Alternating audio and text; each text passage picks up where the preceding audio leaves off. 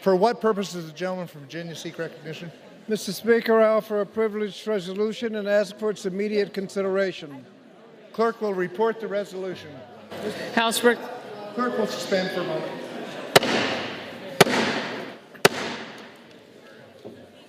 House will be in order. Members, please take conversations from the floor. Clerk will read the resolution. House Resolution 435, resolved that the House has heard with profound sorrow of the death of the Honorable Gerald E. Connolly, a representative from the Commonwealth of Virginia. Resolved that the clerk communicate these resolutions to the Senate and transmit a copy thereof to the family of the deceased. Resolved that when the House adjourns today, it adjourn as a further mark of respect to the memory of the deceased. Without objection, the resolution is agreed to and the motion to reconsider is laid upon the table. Who are we going to first?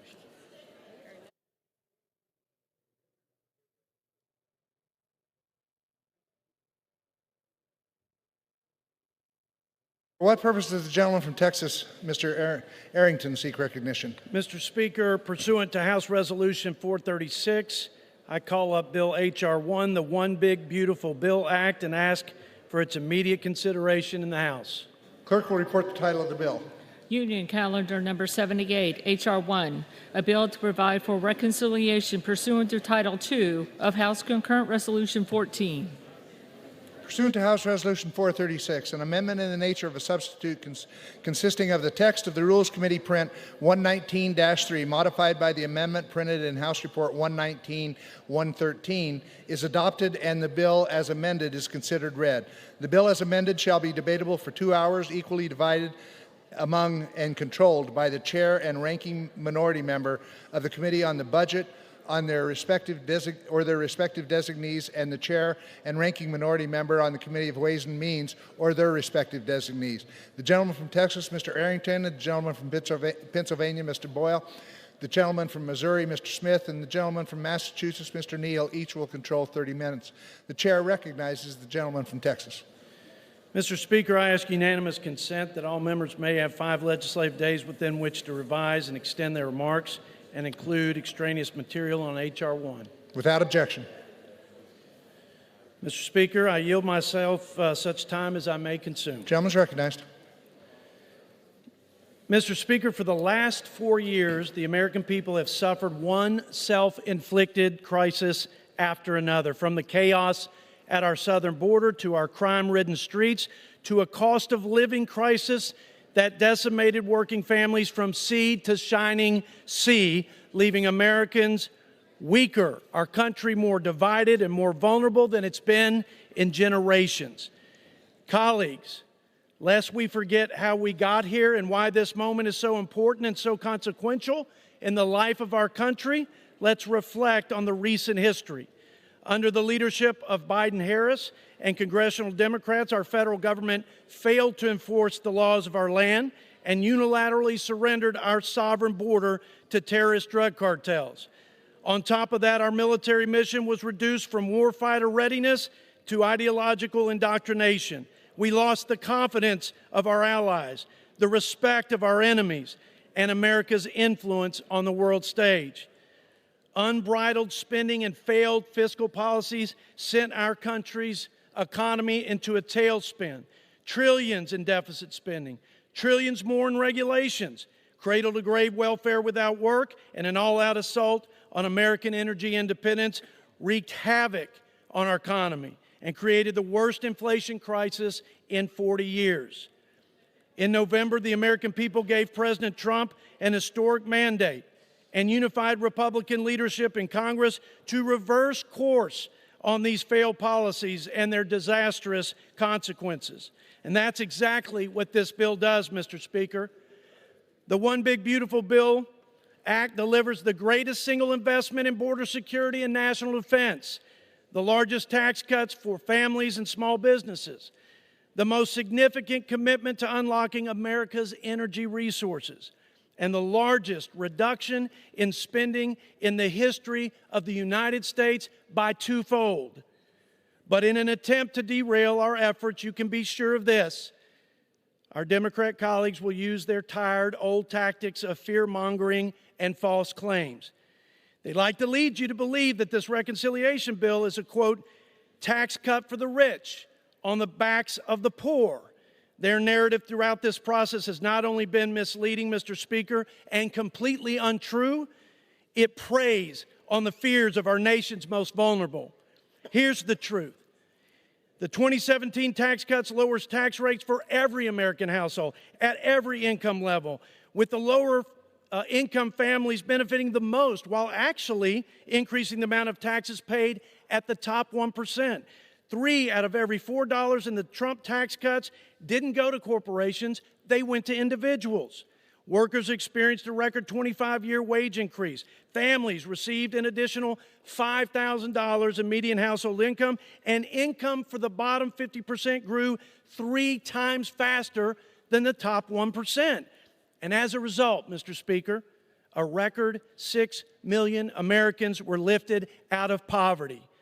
This won't stop our Democrat colleagues from scaring you with fallacious statements that, quote, children will go without food, seniors will be stranded without health care, and the disabled will be left to die in the streets.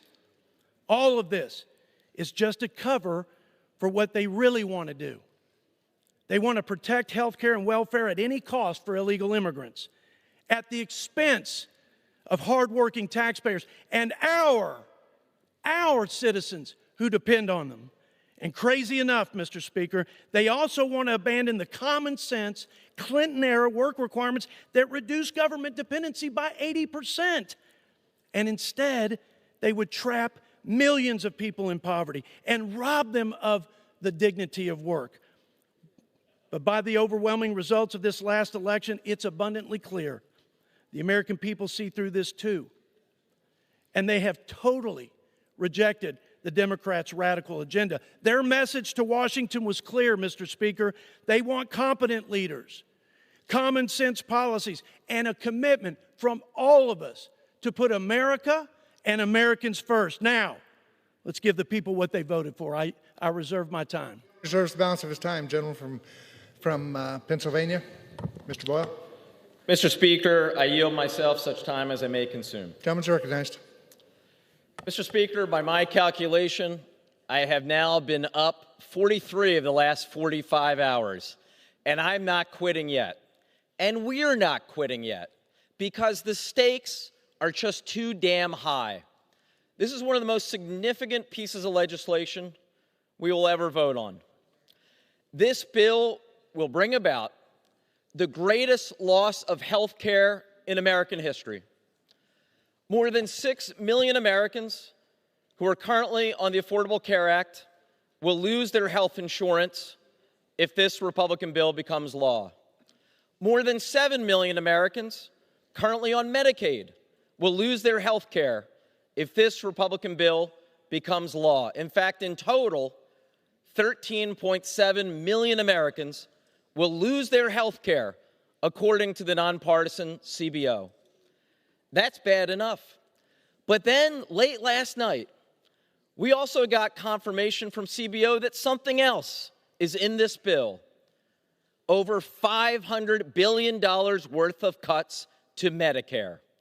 All told, given the cuts to the ACA, the cuts to Medicaid, the cuts to Medicare, the largest loss of health care in American history as a result of this bill. Not even during the Great Depression did so many people lose their health care as will lose it in this bill. And there are even more cuts beyond that. Cuts to nutrition assistance programs, cuts to Head Start, cuts to other education programs. The list goes on and on. Why? To help pay for over $5 trillion worth of tax cuts, most of which that go to the top 1%. But here's the thing. As draconian as these cuts are, they actually don't even come close to paying for the size of the tax cuts. So how is the rest subsidized? With more debt financing. So much so that we have finally seen, for the first time ever, the Moody's credit agency on Friday downgrade the quality of the credit of the United States. Today, we saw more market churn. Markets are worried. Now, most ordinary Americans, most people I call as neighbors and friends back home in Northeast Philly, a very working class and middle class place, most people I know aren't paying attention to the credit agencies and what Wall Street is doing. But here's the thing. It will affect interest rates. In fact, it already is. Mortgage rates have gone back up over 7% and set to rise by more. Not just mortgage rates, auto loan rates, the rate that your credit card company charges you. At a time of increasing unaffordability in America, this bill doesn't make the situation better. It makes it far, far worse. Mr. Speaker, this is not the kind of bill that is worthy of the Congress of the United States. This is class warfare. It makes the poor poorer, the rich richer, and the middle class left behind.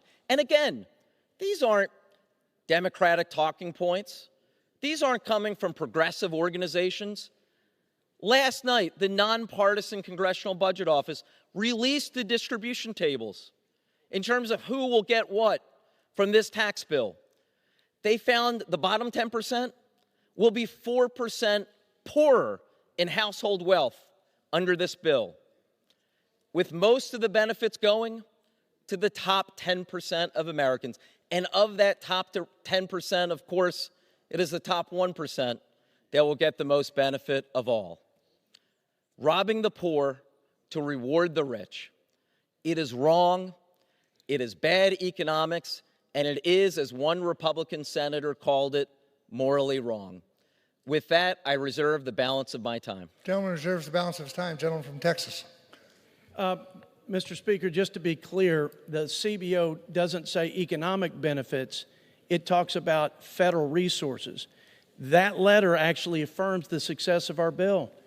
We will actually have people, because of reasonable common sense work requirements and because of prohibitions on illegal immigrants getting taxpayer-funded social services, we'll actually have people moving up and out of the welfare trap. And we won't have people siphoning off money who are not eligible, and that is success. Not to them, but success to my Republican colleagues. With that, I yield 2 minutes to my good friend from the Keystone State, our Ag Chair, Mr. G.T. Thompson. Mr. Speaker, I rise in support of the One Big Beautiful Bill that will halt the largest tax increase on American families, bolster our hardworking farmers and rural communities, and give President Trump the tools he needs to make America safe again. The Agriculture Committee was tasked with $230 billion in net deficit reduction. I'm proud to say we exceeded that instruction.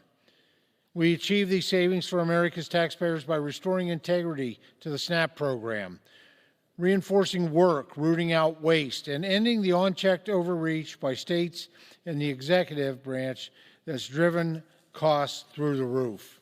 SNAP is the only state-administered welfare program that does not have a cost-share component. And while the federal government funds 100% of the benefit, states are tasked with operating it. The only problem? They aren't operating it well. In 2023 alone, over $13 billion in improper payments were made. That's not just a slap in the face to taxpayers, but of the needy families who rely on SNAP as well. We aren't just stopping at restoring the SNAP program to its original intent. We're also delivering big wins for rural America by shoring up the safety net for farmers and ranchers and providing critical tax relief. The One Big Beautiful Bill makes permanent and expands the Trump tax cuts. It also prevents the death tax from hitting over 2 million family farms. It locks in the small business deduction, helping 98% of American farms stay afloat. It expands immediate expensing so farmers can expense the tools that they use today to secure the harvest of tomorrow. It protects domestic biofuels from being crowded out by Chinese imports.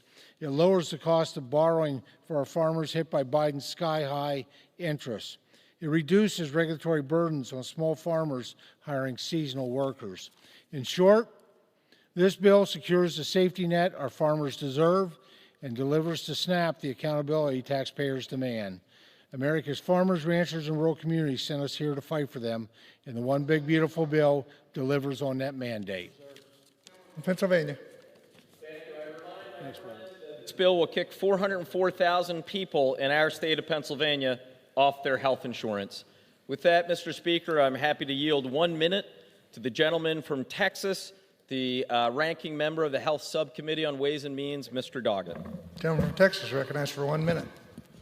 Breaking yet another promise, Republicans are cutting Medicare by $500 billion. On October 1st of this year, every Medicare health care provider will see a 4% cut, and that will occur year after year after year as seniors try to find someone who will accept Medicare. And on January the 1st, millions of Americans who rely on the Affordable Care Act lose their access to a family physician. Medicaid for those in nursing homes, for half the babies born in my hometown of Austin, cut. Almost 14 million Americans losing their access to health care. And the new Trump school voucher sabotage plan atop state vouchers incentivizes removing students from public schools. Meanwhile, our national debt soaring by trillions from Republicans who talk fiscal responsibility, but serving their cult leader, the deficit hawks have become chicken hawks tonight in submission to Trump, the self-described king of debt, all to reward billionaires with even more tax breaks. Mr. Chairman, I recognize my colleague, who I don't see is here. Yes, I do, right there. From Arkansas, Chairman of the House Financial Services, Mr. French Hill. For how much time? For 2 minutes. For 2 minutes. Gentleman's recognized for 2 minutes. I rise tonight in support of this reconciliation effort, and I thank my friend from West Texas, the home of natural security, for supporting this bill and working hard to bring it to fruition, bringing it to the House floor. Last month, the House Financial Services Committee completed our work assigned to us under the Budget Committee's reconciliation instruction. The resolution asked us to decrease the deficit by $1 billion during the planning period of 10 years. Our committee exceeded that objective, and we've saved the American taxpayers and cut the deficit in our plan by $5.2 billion in savings. During the markup, we spent 9 hours debating and considering 40 amendments from our friends on the other side of the aisle. After this exhaustive process, we favorably reported our committee print to fulfill our obligations under this bill. Mr. Speaker, we can't lose sight of the reason that we're here tonight on this House floor. In 2024, the American people voted for fiscal responsibility and real change. Our country is currently $37 trillion in debt, paying billions of dollars in interest each day on that debt. Congress must act. Today, we start that process. For too long, the government spending has been a one-way road in the wrong direction. I'm proud of the work of the Financial Services Committee to do our part to reduce this deficit. I ask all my colleagues to support this bill, and I yield back the balance of my time. Gentleman from Pennsylvania. Thank you. I would remind my friend this bill would kick 131,000 people in Arkansas off their health insurance. With that, I yield 1 minute to the gentleman from the Commonwealth of Virginia, the distinguished ranking member of the Education and Workforce Committee, and also a member of the Budget Committee, Mr. Scott. Gentleman's recognized for 1 minute. Thank you, Mr. Speaker. Mr. Speaker, it's hard to take my colleagues on the other side of the aisle seriously when they give speech after speech after speech complaining about the deficit and then support this reconciliation bill that adds trillions of dollars to the national debt. The bill also not only increases the deficit, it has 4 million students who will lose their Pell Grants. 18 million children could potentially lose their free school lunch. 13.7 million people are set to lose their health care, and everybody loses when the National Institute of Health research is cut. This big, bad billionaires bill steals educational opportunities from students, cuts health care and food from working families, all to fund tax cuts for millionaires and billionaires, and then increases the national debt. Mr. Speaker, to paraphrase Harry Truman, this is not fear-mongering, it's the truth, but they just think it's fear-mongering. Vote no. Gentleman from Texas. Mr. Chairman, Mr. Speaker, rather, my Democrat colleagues surely recognize and remember that for the last 4 years, they racked up $8 trillion in record debt. If you add the record interest rates from the record inflation, that'd be another $5 trillion. And so I don't know that we need a whole lot more lecturing on the national debt. Our balanced budget reconciliation bill actually reduces the deficit in the 10-year window by $140 billion, and it brings the debt to GDP down by 10 percentage points. With that, I yield to my friend from Kentucky, the chairman of the Energy and Commerce Committee, Mr. Brett Guthrie. For how much time? For 2 minutes. Gentleman's recognized for 2 minutes. Thank you, Mr. Speaker. Today I rise in support of the One Big Beautiful Bill Act, which includes a title from Energy and Commerce that unleashes American energy, promotes American innovation, and protects care for our most vulnerable Americans. In 1965, President Lyndon B. Johnson created the Medicaid program to protect low-income families, individuals who are disabled, and seniors, and House Republicans share this commitment to this vulnerable population. This bill protects coverage for those individuals by ensuring ineligible recipients do not cut the line in front of our most vulnerable Americans. The decision by left-leaning state governments to spend taxpayer dollars on people who are ineligible for the program is indefensible. Medicaid should not cover illegal immigrants, deceased or duplicative beneficiaries, or able-bodied adults without dependents who choose not to work. Let's be clear. What my Democrat colleagues are prioritizing when they say they oppose our bill, what they're really saying is 4.8 million people who refuse to work a part-time job or volunteer in their community are entitled to free health care paid by hardworking taxpayers. When they're opposed to our bill, what they're really saying is that the 1.4 million illegal immigrants should be prioritized over U.S. citizens. When they say they oppose our bill, what they're really saying is that people who aren't eligible for Medicaid should be prioritized over children, mothers, or people with disabilities for whom the program was intended. House Republicans make no apologies for prioritizing Americans in need over illegal immigrants or other able-bodied beneficiaries who are choosing not to work. Along with work requirement, our bills rolls back restrictive Biden-era regulations, promotes transparency for pharmacy benefit managers, increases seniors' access to medication. These are all common sense policies that will strengthen our healthcare system, return taxpayer dollars to middle-class families. House Republicans are fighting for America's children. We're fighting for pregnant women and mothers. We're fighting for individuals with disabilities, and we're fighting for seniors who need long-term care. That is why I urge my colleagues to support this legislation as part of our effort. I support this bill, and I yield back. Gentleman from Pennsylvania. Thank you, Mr. Speaker. I'd remind my good friend that this bill will kick 159,000 people in the Commonwealth of Kentucky off their health insurance. Mr. Speaker, I now yield 1 minute to the gentlewoman from Vermont, a distinguished member of the Budget Committee, Ms. Ballant. Gentlelady is recognized for 1 minute. Thank you, Mr. Speaker. You have to ask yourself, why? Why are we here at 3 a.m. fast-tracking this bill? Well, this bill is nothing to be proud of. It's best to pass it in the night when most folks are asleep. What kind of nation are we when leaders choose to take food away from children? What kind of nation are we when they choose to take health care away from people? When they choose to add trillions of dollars to the deficit and pass those financial handcuffs off onto our grandchildren? What kind of nation are we when they choose to make those deficits force $500 billion of cuts to Medicare? What has happened this week is shocking. It's unconscionable. It's not leadership. It's moral failure. Kicking the poor in the teeth while rewarding the richest among us. My colleagues, Americans deserve so much better than this, so much better. And I urge my colleagues to reject this cruel, cynical bill. Gentlelady's time has expired. Gentleman from Texas.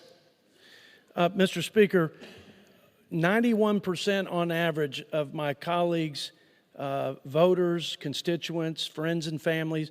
They pay the standard deduction. Their opposition to this bill, if they were successful, would actually cut the standard deduction in half. And with that, I yield 2 minutes to my friend from Missouri, our T&I chair, Mr. Graves. Gentleman is recognized for 2 minutes. Thank you, Mr. Speaker. Mr. Speaker, I rise today in support of one big, beautiful bill which fulfills President Trump's agenda by securing our border, keeping taxes low for families and job creators, and restoring the nation's energy dominance and cutting waste, fraud, and abuse.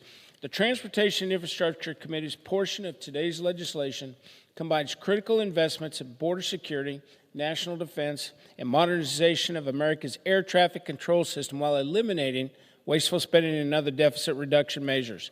Specifically, this bill addresses long overdue needs in the United States Coast Guard, which for over 2 decades has received less than half of the capital investment necessary to effectively carry out its critical missions. The T&I Committee included more than $21 billion to recapitalize Coast Guard assets, including the acquisition of cutters, aircraft, polar icebreakers, along with the facilities that are needed to support them. In light of serious operational and financial challenges facing the FAA, the T&I Committee provided $12.5 billion down payment for finally modernizing our outdated air traffic control infrastructure. Finally, the bill addresses the chronic shortfall in the Highway Trust Fund by instituting a $250 annual fee on electric vehicles and $100 on hybrid vehicles, ensuring that all drivers contribute their fair share to maintaining our roads and bridges. In this measure, the T&I Committee prioritized core federal responsibilities, which included national defense, transportation safety, and infrastructure modernization, while also responsibly offsetting these investments with cuts to wasteful spending. Mr. Speaker, I'd urge my colleagues to support the legislation, and with that, I yield back the balance of my time. Gentleman from Pennsylvania. Mr. Speaker, I just want to correct a disingenuous argument that has been offered repeatedly. Folks on the other side, throughout this past week and a half, 2 weeks, and we hear it tonight, say, well, if we don't pass this bill, most Americans will face a tax increase. Completely false. Time and again over the last 2 weeks, both in Ways and Means and Rules, Democratic members offered amendments to protect and extend the tax cuts for every American making under $1 billion a year. Every single Democrat voted for those amendments. Every single Republican voted against them. With that, Mr. Speaker, I am happy to yield 1 minute to the gentlewoman from Ohio, distinguished member of the Budget Committee, Ms. Kaptur. Gentlelady is recognized for 1 minute. Thank you. Ranking Member Boyle, federal budgets are moral documents. They tell the American people who we value and who we leave behind. This budget is a bonanza for billionaires. It's paid for by cutting health care and food for millions of working families and seniors.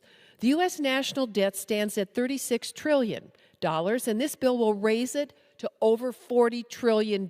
Historically, Republican administrations have ballooned the debt. Reagan, both Bushes, and Trump through tax cuts to the very rich coupled with endless wars. It's clear where the debt has come from. Trillions added, unpaid. Now they're coming after health coverage and food assistance. President Trump already has added $8.4 trillion to the debt from his last tax cuts. Meanwhile, as billionaires use their tax refunds to do stock buybacks, American workers are left behind. Let's call it what it is, another Republican budget buster, betraying working people while causing prices to rise. 40,000 people across the district I represent and nearly 14 million nationwide will lose coverage for health care to pay for these bonanzas for billionaires. Mr. Speaker, this bill must be Gentlelady's time has expired. Vote no. Thank you, and I yield back. Mr. Speaker, I would remind my colleagues over the last 4 years, their failed economic policies, their unbridled spending put a 20% inflation, regressive inflation tax on working families all across this great land. With that, I yield to my good friend from Ohio, our GOP chair of the Judiciary Committee, Mr. Jim Jordan. For how much time? For 2 minutes. Gentleman's recognized for 2 minutes. Mr. Speaker, you know it's a good bill because the left hates it.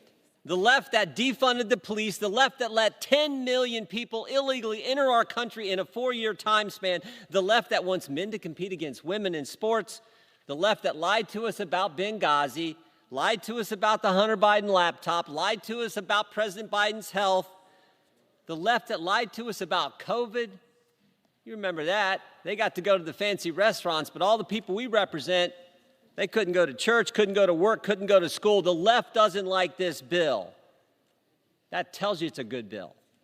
This bill's about fundamental conservative principles, regular things that the American people appreciate. This bill cuts taxes. This bill requires work for able-bodied adults in our welfare system. This bill gives school choice to parents. This bill secures the border. We're the party that believes in letting moms and dads keep more of their money to spend on their goals and their dreams. We're the party that says if you get taxpayer funds and you're able-bodied, you should work. That's fair to the taxpayers. That's good for our economy. Most importantly, it's good for the recipient.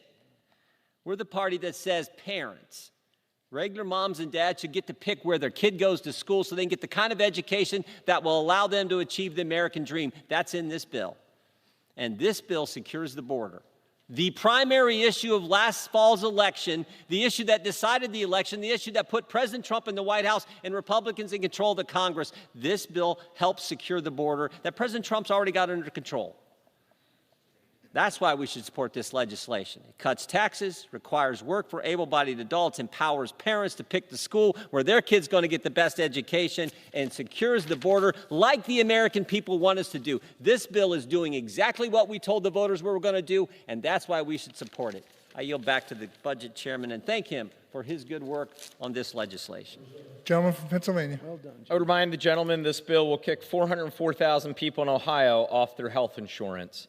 I now yield 1 minute to the gentlewoman from Washington, as a distinguished member of the Budget Committee, Ms. Jayapal. Gentlelady is recognized for 1 minute. Thank you, Mr. Speaker. This bill is a massive betrayal of working people and poor people across America. It strips at least 14 million Americans of their health care. It slashes food for the hungry, and it cuts basic needs for Americans across the country. And why? So that you can give a $5 trillion tax break to the wealthiest billionaires like Elon Musk.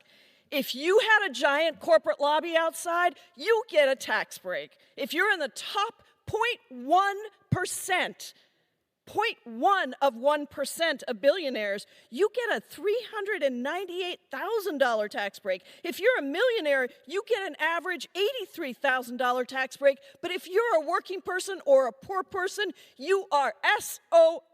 You get kicked off your health care. You don't get the $2 a meal in SNAP benefits, and you get hungrier, you get poorer, you get sicker. And here's the thing, if you're so proud about this bill, why are we debating it at 1 o'clock in the morning, 3 o'clock in the morning? Why are these schedules getting rigged so that people don't actually get to see what we are doing here in this chamber?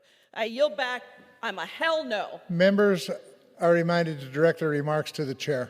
Gentleman from Texas. Mr. Speaker, I have great respect for my ranking member, but he's rattling off numbers saying this many people will come off of the welfare rolls in my colleagues' districts. Let's remind the American people, the people he's talking about are folks who are in this country illegally, or they're able to work and they're not working. They're able to work and they're not working.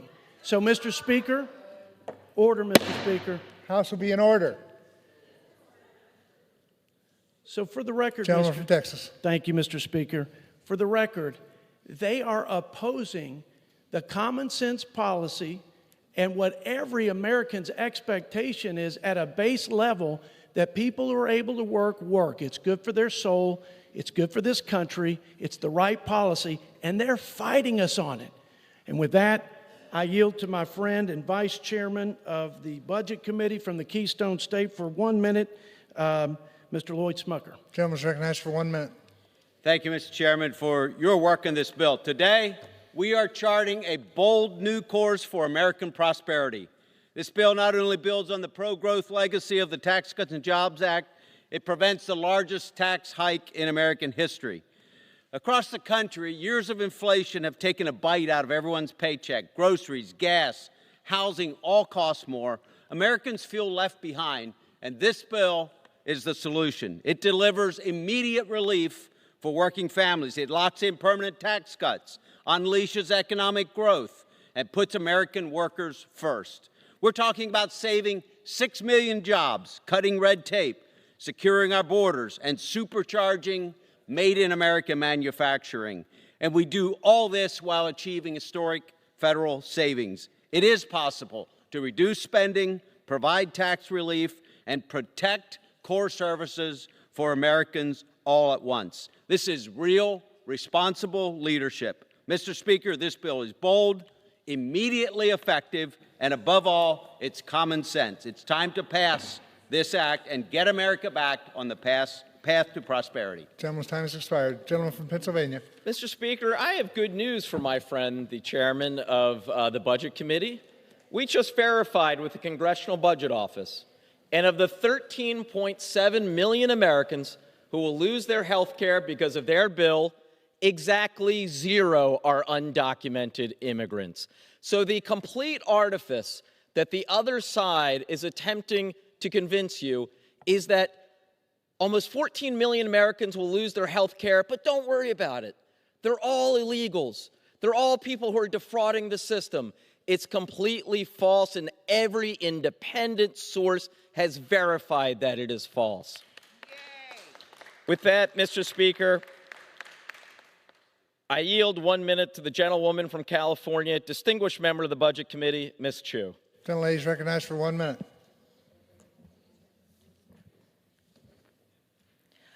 I rise in strong opposition to the Republicans' unbelievably ugly bill. This bill is worse than we thought.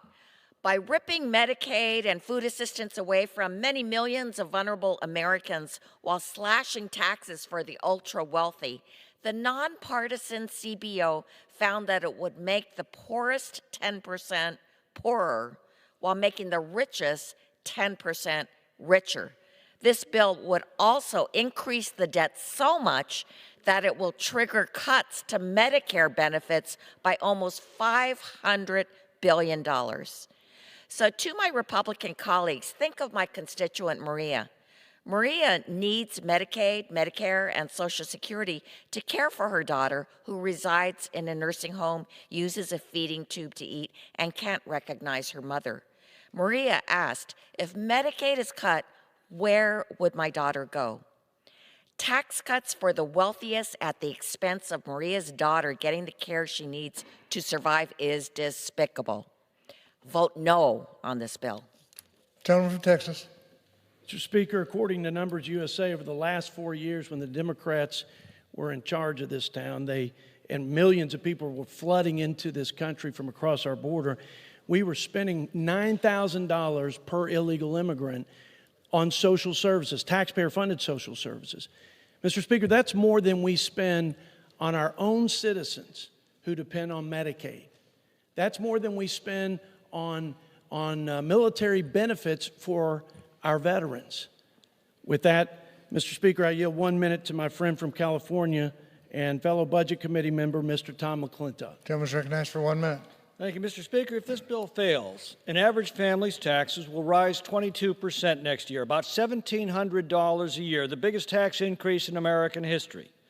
But if it succeeds, working families will be able to keep more of their earnings, will be able to complete the border wall and protect our communities from the violent cartels the Democrats allowed into our country. We'll relieve pressure on Medicaid by requiring able-bodied adults on it to look for work. And we can free up America's vast energy resources. You know, the most important economic indicator is how Americans answer this question next year. Are you better off today than you were 2 years ago? By this time next year, Americans could be enjoying one of the most explosive periods of growth in our history, and all that means: secure borders, safer communities, lower taxes, abundant energy, more and better jobs, a higher standard of living, and a better quality of life. A big, beautiful future for all Americans. I yield back. Gentleman from Pennsylvania. I would remind the gentleman that this bill would kick 1.98 million people in California off their health insurance.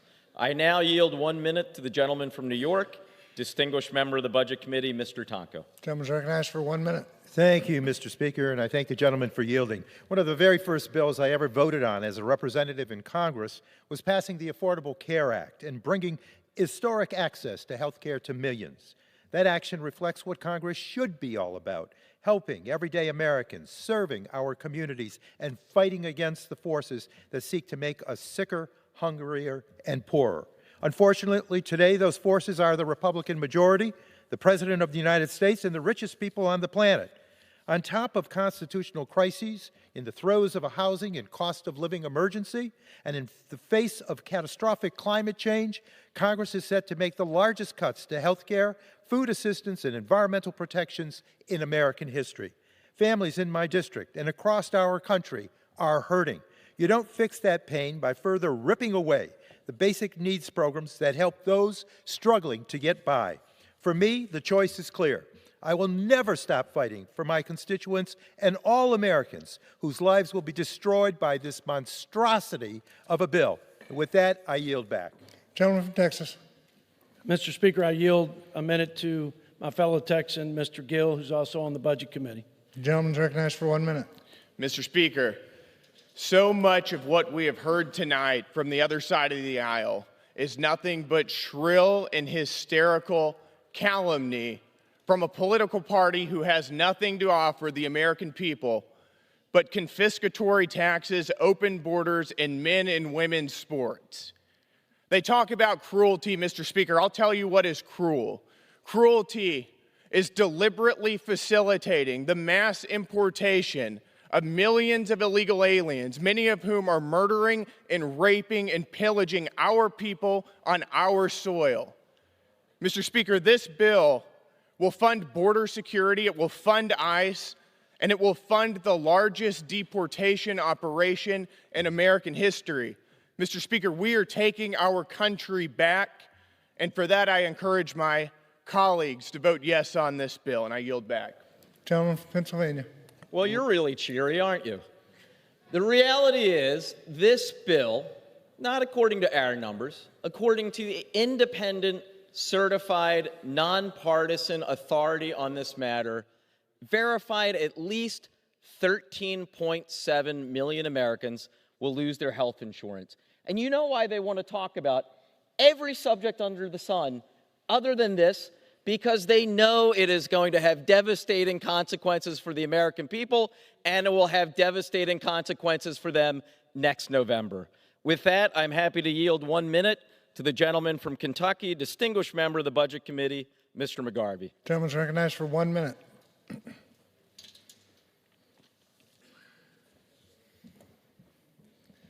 Thank you, Mr. Chairman.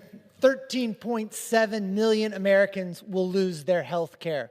We're going to gut America's premier anti-hunger program. It's going to add trillions of dollars to the nation's debt. You don't believe me? The Congressional Budget Office says it. My colleagues, Mr. Schweikert, Mr. Roy, Mr. Massey, they all say this is going to add to the debt and to the deficit of this country. And for what? So Donald Trump's small circle of billionaire donors get a tax break. So we know who it helps. But let's talk about who it hurts. 40% of the people who get Medicaid in this country are children. That's whose health care we're taking away. Those kids who rely on this for life-saving care, they're the ones, like my constituent, June, who has quadriplegic cerebral palsy. She's had 3 spinal cord surgeries in the last month. This enables her to stay at home with her family and to have a life. It will hurt children across this country. We shouldn't do it. We should vote no. Mr. Chairman, I yield back. Gentleman from Texas. Mr. Speaker, I'd like to reserve. Gentleman reserves. Gentleman from Pennsylvania. Mr. Speaker, I yield 1 minute to the gentleman from Rhode Island, a distinguished member of the Budget Committee, Mr. Amo. Gentleman's recognized for 1 minute.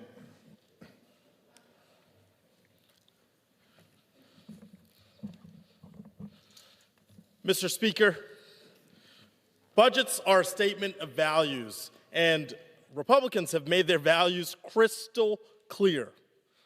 They value those who can buy crystals over the working class. They value putting the needs of the wealthy few over the vulnerable. They value making the rich richer, the sick sicker, the hungry hungrier, and yes, the poor poorer. It's a moral inversion, a reverse Robin Hood scheme to steal from the poor and give to the rich, and it is just plain wrong.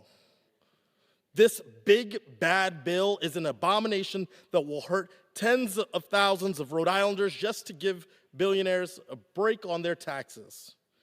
Republicans have made their values clear, so will I.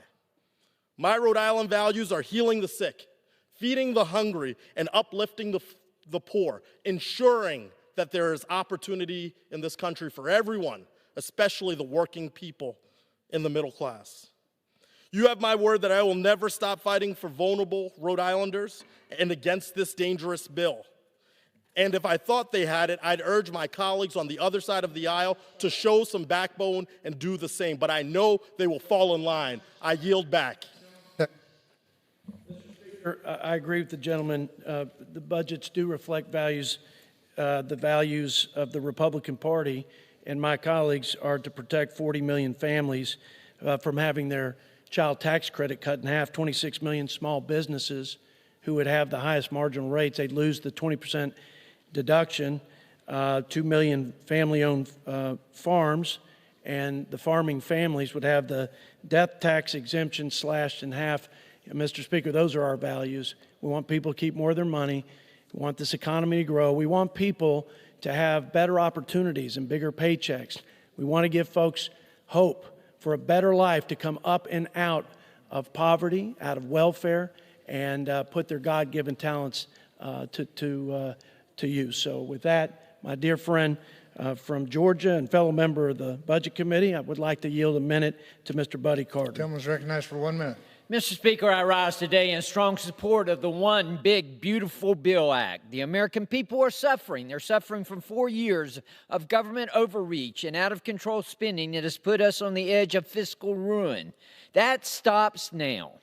This bill will make President Trump's tax cuts for American families permanent, remove taxes on tips and overtime, unleash American energy dominance, and eliminate waste, fraud, and abuse from key federal programs.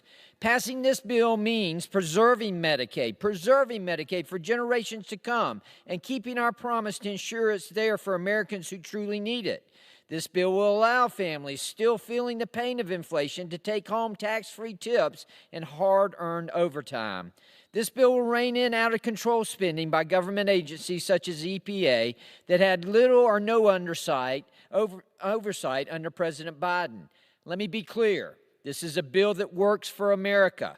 It will put us back to the path towards fiscal responsibility, keep money in the pocket of those Americans, unleash American energy dominance, and preserve key programs for those who need them. Gentleman's time is Thank expired. you, Mr. Speaker, and I yield back. Gentleman from Pennsylvania. Well done, buddy. Mr. Speaker, Thank you, this Bob. bill will kick 494,000 people in Georgia off their health insurance. I now yield 1 minute to the gentleman from Washington State, the distinguished ranking member of the Transportation and Infrastructure Committee, Mr. Larson. Gentleman's recognized for 1 minute. Thank you, Speaker. Speaker, Transportation and Infrastructure Committee Democrats are for bills that invest in job-creating infrastructure. We are against jamming through fiscally reckless bills that rip health care away from 13 million Americans and take food assistance away from millions of families so that we can hand out tax breaks to billionaires. Democrats want to continue historic funding for transportation infrastructure and stronger and healthier communities. Unfortunately, this reconciliation package leaves very little room for those investments. To make the needed safety investments for the entire air traffic control system, the safety investments that we need to tackle the highway safety crisis, the investments that we need to meet the Coast Guard members' health care, housing, and child care needs. And this bill causes immediate harm by yanking money from locally selected projects that our constituents in Republican and Democratic districts alike are counting on. And for what? To help pay for the tax cuts for the richest Americans and largest corporations. I look forward to a future where the members of this body work together on priorities for transportation infrastructure, but this big, ugly bill ain't it. Gentleman from Texas. I reserve, Mr. Speaker. Gentleman reserved. Gentleman from Pennsylvania. Mr. Speaker, I yield 1 minute to the gentleman from Maryland, the distinguished ranking member of the Judiciary Committee, Mr. Raskin. Gentleman is recognized for 1 minute. Thank you, Mr. Speaker.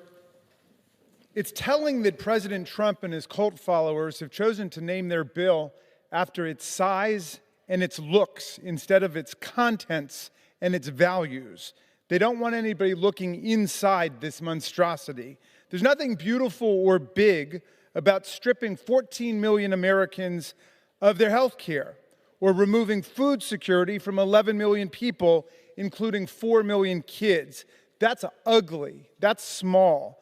I know Donald Trump has increased his net worth by more than $3 billion since taking office from his global crypto scam, and that yesterday he brought home a $400 million jumbo jet from the monarch dictator of Qatar, a flying constitutional violation packed with threats of espionage and surveillance. But there's nothing big or beautiful about plundering the wealth of the people of America to give to the people who have already profited from Donald Trump's prior schemes. Let's vote this whole monstrosity down. Gentleman's time has expired. Gentleman from Texas. Mr. Speaker, I'll tell you what's big. The $900 billion in tax breaks, special interest tax breaks to green energy corporations that my colleagues passed unilaterally in the, quote, Inflation Reduction Act. That's big. And so the billionaires that got rich off their tax breaks got a big break. And we aim to phase them out or repeal them so we could bring the energy costs down, so we can strengthen America's energy independence. With that, I'd like to yield a minute to my friend from Indiana, Mr. Marlon Stutzman. Gentleman's recognized for 1 minute. I thank the gentleman. I rise in strong support for H.R. 1, the One Big Beautiful Bill Act. Despite the claims from our colleagues on the other side of the aisle, this bill will give huge benefits to everyday working Americans in all of our districts. This bill includes many tax benefits, including a Made in America auto tax break, which will not only support American families trying to buy a car, but it will further support new jobs in manufacturing facilities like General Motors and Toyota in Indiana. On top of this, the One Big Beautiful Bill supports building America's Golden Dome defense system, securing the homeland, and bolstering America's capabilities that will start with the skilled workforce in my district in Northeast Indiana. This bill also puts money back into working Americans' pockets. It supports those who work tirelessly in restaurants and supports nurses and factory workers who work overtime to support their families by establishing no tax on tips and no tax on overtime. This bill supports every American from small business owners to hourly wage workers and propels America's economic performance. I urge all my colleagues to vote in favor of this bill. Gentleman from Pennsylvania. Sure, one challenge with doing this massive bill, literally in the middle of the night, as I look up, it's 3:40, if I'm reading that correctly, it's 3:45 a.m. right now. And there are all sorts of provisions that we're discovering in this massive piece of legislation being rushed through in the dead of the night. So I want to call out just one deeply troubling provision hidden in this bill, a provision that blocks states from regulating artificial intelligence for the next 10 years. AI has the potential to be transformative, but only if it's developed and used in a safe, responsible way. That requires strong guardrails. This bill does the opposite.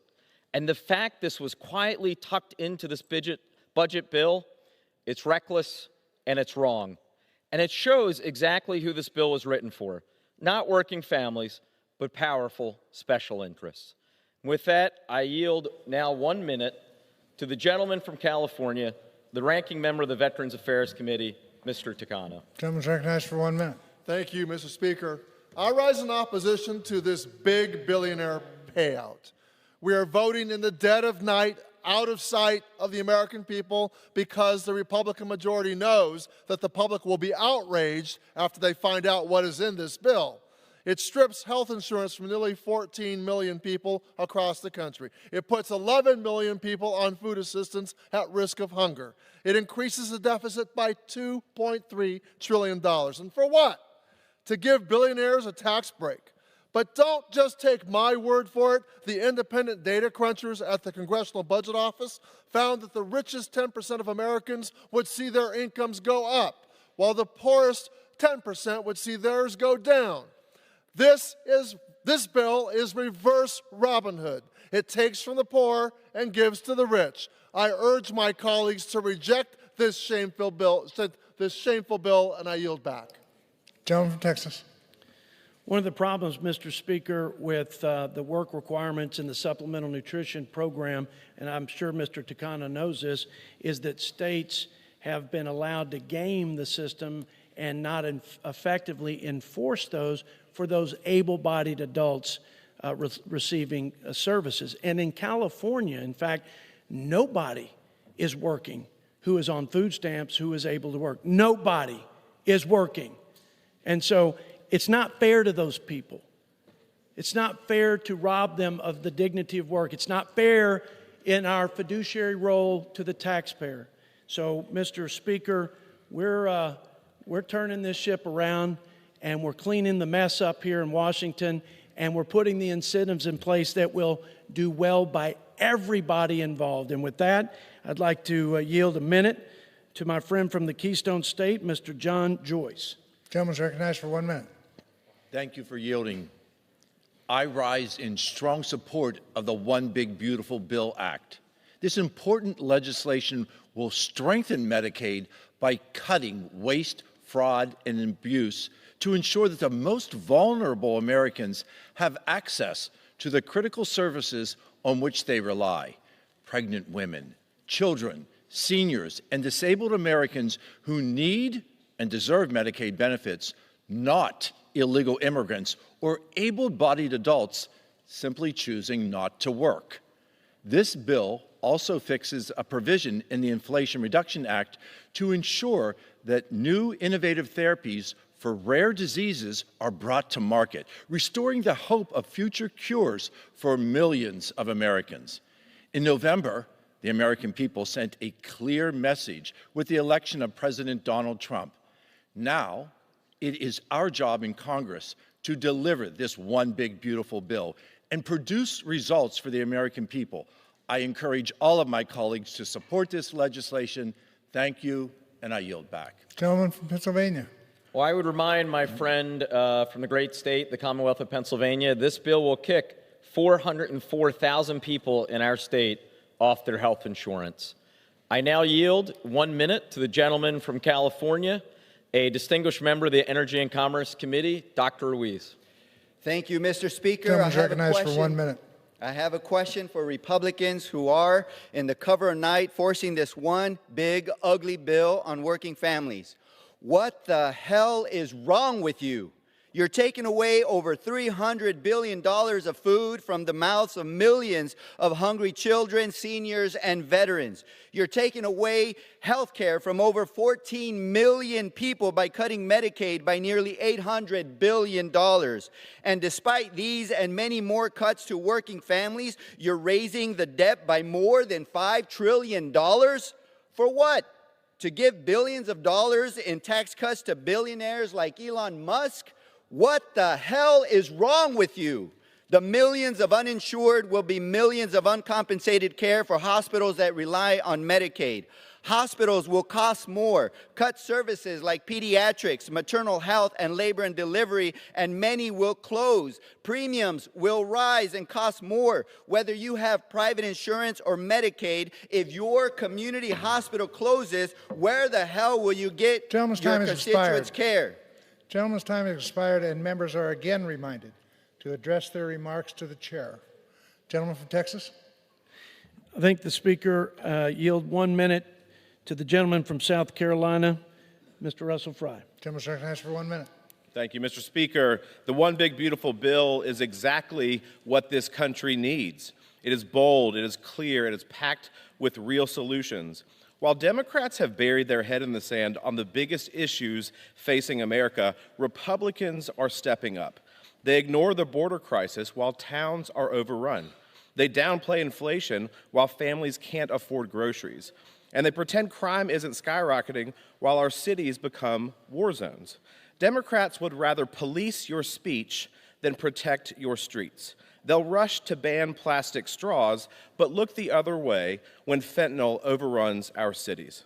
And when parents speak up at school board meetings, they get labeled as extremists, while actual criminals walk free. The One Big Beautiful Bill does exactly what they want. It secures the border, protects our communities, strengthens our economy, cuts taxes, cuts waste, unleashes American energy, and puts the American people first. No more excuses, no more distractions. It's time to fix what is broken, and this bill is the blueprint. Gentleman from Pennsylvania. Would remind the gentleman this bill will kick 220,000 people in South Carolina off their health insurance. I now yield 1 minute to the gentlewoman from Massachusetts, distinguished member of the Energy and Commerce Committee, Ms. Trahan. Thank you. Gentlelady is recognized for 1 minute. Mr. Speaker, I oppose this bill because it is a targeted attack on Planned Parenthood, one of the most trusted providers of reproductive health care in our country. The bill bans federal Medicaid and CHIP dollars from going to Planned Parenthood for 10 years, without even naming the organization by using vague criteria clearly designed to single them out. This provision threatens access to cancer screenings, birth control, and other essential care for millions of Americans, particularly low-income women. For this reason, at the appropriate time, I will offer a motion to recommit this bill back to the committee. If the House rules permitted, I would have offered the motion with an important amendment to this bill. My amendment would strike the provision that blocks Medicaid reimbursements to Planned Parenthood because no one should lose access to basic care just because of where they go to get it. I ask unanimous consent to insert into the record the text of this amendment. Without objection. I hope my colleagues will join me in voting for this motion to recommit, and I yield back. Gentleman from Texas. Mr. Speaker, I'd like to yield a minute to the gentleman from Michigan, my good friend, Mr. Tim Walberg, who is also the chairman the Education and Workforce Committee. Gentleman is recognized for 1 minute. I thank the gentleman, and thank you, Mr. Speaker. I hear a lot of hyperbole today, and of course we understand the louder you speak, the more fear you produce in people and ultimate power that you have over them. As chair of the Education and Workforce Committee, I'm concerned, though, as young people are going to college and universities and trying to lift themselves up, we find another challenge that goes on with big government and the control through student debt. The Education and Workforce Committee's portion of the big, beautiful bill delivers the kind of accountability students need and our economy demands. The bill saves taxpayers almost $350 billion. It also streamlines loan repayment options, making it easier for borrowers to repay while also targeting assistance to those who actually need it. By curbing excessive student loan debt and holding colleges accountable, this legislation also puts an end to colleges hiking tuition and spending recklessly. Simply put, it provides schools with an incentive to deliver real value for students and taxpayers. The American people want this. Let's support this bill and make America free. Gentleman from Pennsylvania. I would remind the gentleman this bill will kick 372,000 people in Michigan off their health insurance. I yield now 1 minute to the gentleman from Maryland, distinguished member of the Small Business Committee, Mr. Olszewski. Gentleman is recognized for 1 minute. Mr. Speaker, there is nothing beautiful about this bill, but the deficit growth, at least, is big. Maybe that's why my Republican colleagues are debating it under the cloak of darkness again. This bill is ugly. The bill is a scam. The nonpartisan CBO has confirmed that under the bill, the poor will get poorer and the rich will get richer. And to fund tax breaks for the wealthy, the bill borrows trillions while taking away food from hungry kids and health care away from hardworking Americans. My amendment to address the hypocrisy of Medicaid work requirements imposed under this bill was not included. The amendment was simple. Before prying health care away from able-bodied constituents, make sure they actually have access to a job. 14,000 will lose Medicaid coverage in my district alone. Thousands more will see their premiums soar. 20,000 who rely on SNAP for their next meal could go hungry. Nationwide, it's millions. It does nothing to lower costs for average Americans. It does the exact opposite. This bill is cruel. We should all vote no. And I yield. Gentleman from Texas. Mr. Speaker, I don't think it's a scam to prevent a 22% tax hike on average Americans. Let's be clear. My colleagues and I don't think it's a scam to steward tax dollars and root out waste, fraud, and abuse across the people's government.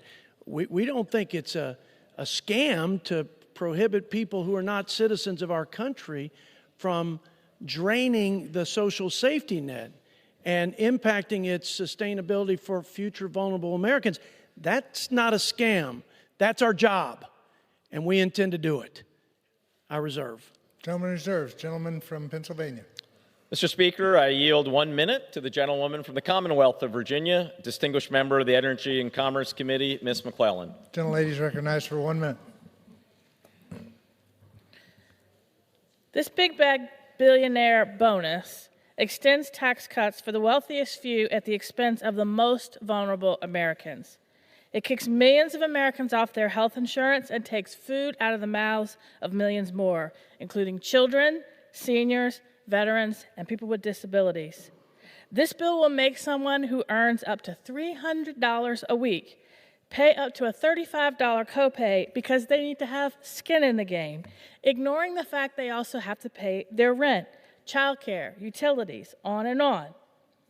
This disastrous bill mandates that states implement burdensome red tape requirements and force Medicaid recipients to prove they are working, even though when given a chance to implement such requirements, only 2 states did. 18,000 working Arkansas people were kicked off because they couldn't meet the state's requirement, which are no longer in place. And Georgia spent more on administrative costs for their work requirements than on the cost of care. And once kicked off Medicaid, these people won't be eligible for subsidies to purchase marketplace plans, but they will get sick, they will go to the hospital, and the cost will go to the rest of us. This big bad bill is a bust, and I urge a vote. Gentleman from Texas. Mr. Speaker, I yield a minute to my friend from North Carolina, also Budget Committee member, Mr. Chuck Edwards. Gentleman is recognized for 1 minute. Thank you, Mr. Speaker. This one big, beautiful bill delivers on 2 of our nation's most urgent priorities: securing our southern border and unleashing American energy independence. It invests nearly $70 billion to finish the border wall, expand surveillance technology, and to hire thousands of new border agents, giving Customs and Border Protection the tools that they finally need to stop illegal crossings, combat drug trafficking, and to protect our communities. At the same time, we're rolling back the Biden administration's reckless energy mandates and cutting red tape to expand American oil, gas, and infrastructure. By restoring the free market and prioritizing domestic production, this bill lowers costs for American families in this way also and strengthens our national security. It's just common sense. Secure the border, and power America with American energy. Let's get this done for our agents, for our workers, and for the future of this country. I yield back. Gentleman from Pennsylvania. Mr. Speaker, I yield 1 minute to the gentlewoman from California, distinguished member of the Judiciary Committee, Ms. Kamlager-Dove. Gentlelady is recognized for 1 minute. With this backstabbing billionaire bill, House Republicans are selling their soul and constituents to the highest bidder, Donald Trump. First, he crashed the economy with his temper taxes, driving up the cost of groceries and down our credit rating with Moody's. Now Trump and Republicans want to steal even more from hardworking Americans to provide tax breaks to those who kiss the Mar-a-Lago ring. They are stealing your food, your health care, your security. My district in LA has the 4th highest Medicaid enrollment in the entire nation. 225,000 of my constituents rely on food assistance to feed their families, and nearly 1 million people in my state live in subsidized housing. My constituents call my office asking me to protect their Medicaid. They don't ask that their life-saving benefits be taken away and given to the 1%. Daylight is the best disinfectant, which is why all of their dirty deeds have been happening at night with this bill. I urge my colleagues to listen to their constituents instead of tasing them at town halls and vote against this dangerous bill. I urge America to keep the receipts on the vote. Gentleman from Texas. Mr. Speaker, I'd like to yield a minute to the gentleman from Georgia, a great champion for the Second Amendment and a good friend and Budget Committee member, Mr. Andrew Clyde. Gentleman's recognized for 1 minute. Thank you, Mr. Chairman. My Democrat colleagues have challenged why the deregulation of silencers is in this bill and why are we removing the $200 tax. Well, under the law, they are firearms and therefore protected by another law enacted in 1791 called our Second Amendment of our beloved Constitution. The right of the people to keep and bear arms shall not be infringed, and neither shall it be taxed. Chief Justice John Marshall in 1819 declared that the power to tax includes the power to destroy. If you can tax it, then you can destroy it. You can raise the tax so high that almost no one can afford it, and then you really don't have a right at all. But the Second Amendment is an unalienable constitutional right, God-given, that governments are required to protect, not to tax. The Supreme Court in the Heller decision of 2008 declared the Second Amendment to be an individual constitutional right, further protecting it from taxation, just like the right to speak and the right to vote. This bill simply restores that right from over 90 years of draconian tax. My Democrat colleagues have asked, how did this get in the bill? What was the deal and who asked for it? No deal. I believe the Speaker, with the purest of motives, simply wanted to restore a constitutional right. And who asked? Time has expired. Me. I asked. I yield. Gentleman from Pennsylvania. Speaker, perhaps it's because it's now past 4 a.m., but I feel like I've entered the twilight zone. We have 13.7 million Americans, at least, who are going to lose their health insurance because of this bill. Another $500 billion worth of cuts to Medicare on top of that. And what is one of their last speakers talking about? A tax cut if you buy silencers. This is bizarre. The reality is millions and millions of Americans are going to lose their health coverage, all to help subsidize tax cuts for billionaires. Oh, yes, and also tax cuts for those who buy gun silencers. And with that, I'm happy to yield 1 minute to the gentleman from New York, distinguished member of the Agriculture Committee, Mr. Riley. Gentleman's recognized for 1 minute. Thank you. Mr. Speaker, I'm new here, but this bill confirms what I suspected. This place is corrupt as hell. My amendment would have used this opportunity to negotiate prescription drug prices. It would have saved us billions of dollars that we could have used for tax cuts for the middle class. But you know what happened? The drug companies sent their armies of lobbyists here to kill it. Because y'all are fine taking food off the tables of kids, but God forbid you would do anything to rein in the profits of the drug companies.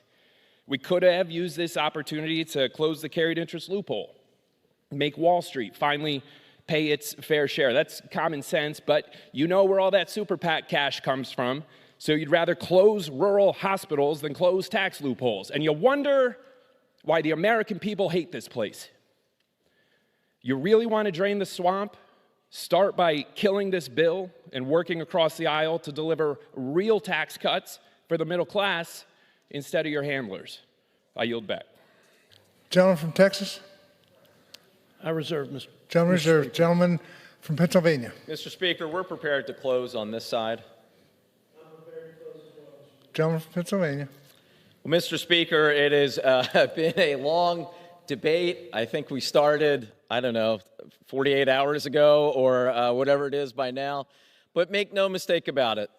This is not a debate that should have been happening in the middle of the night. It shouldn't have happened in the middle of the night last night in Rules Committee. Shouldn't be happening in the middle of the night tonight. Frankly, if I had a bill that I was proud of, I would want to put it on when people are most paying attention. I can understand, however, why there are some folks on the other side who might want folks to not quite pay attention to what's in this bill. You have heard speaker after speaker on this side, however, expose the damage that this bill for billionaires will do. 13.7 million Americans, at least, to lose their health insurance because of devastating cuts to Medicaid and the Affordable Care Act. Another $500 billion more cut in Medicare. All sorts of cuts to nutrition programs, food assistance, education programs, Head Start. The list goes on. And why? To subsidize tax cuts for the top 1%. And for the bottom 10%, we learned in the last 24 hours, they won't even get a little bit of a tax cut. In fact, when all of the components of this bill are factored in, they will be 4% worse off than they were before.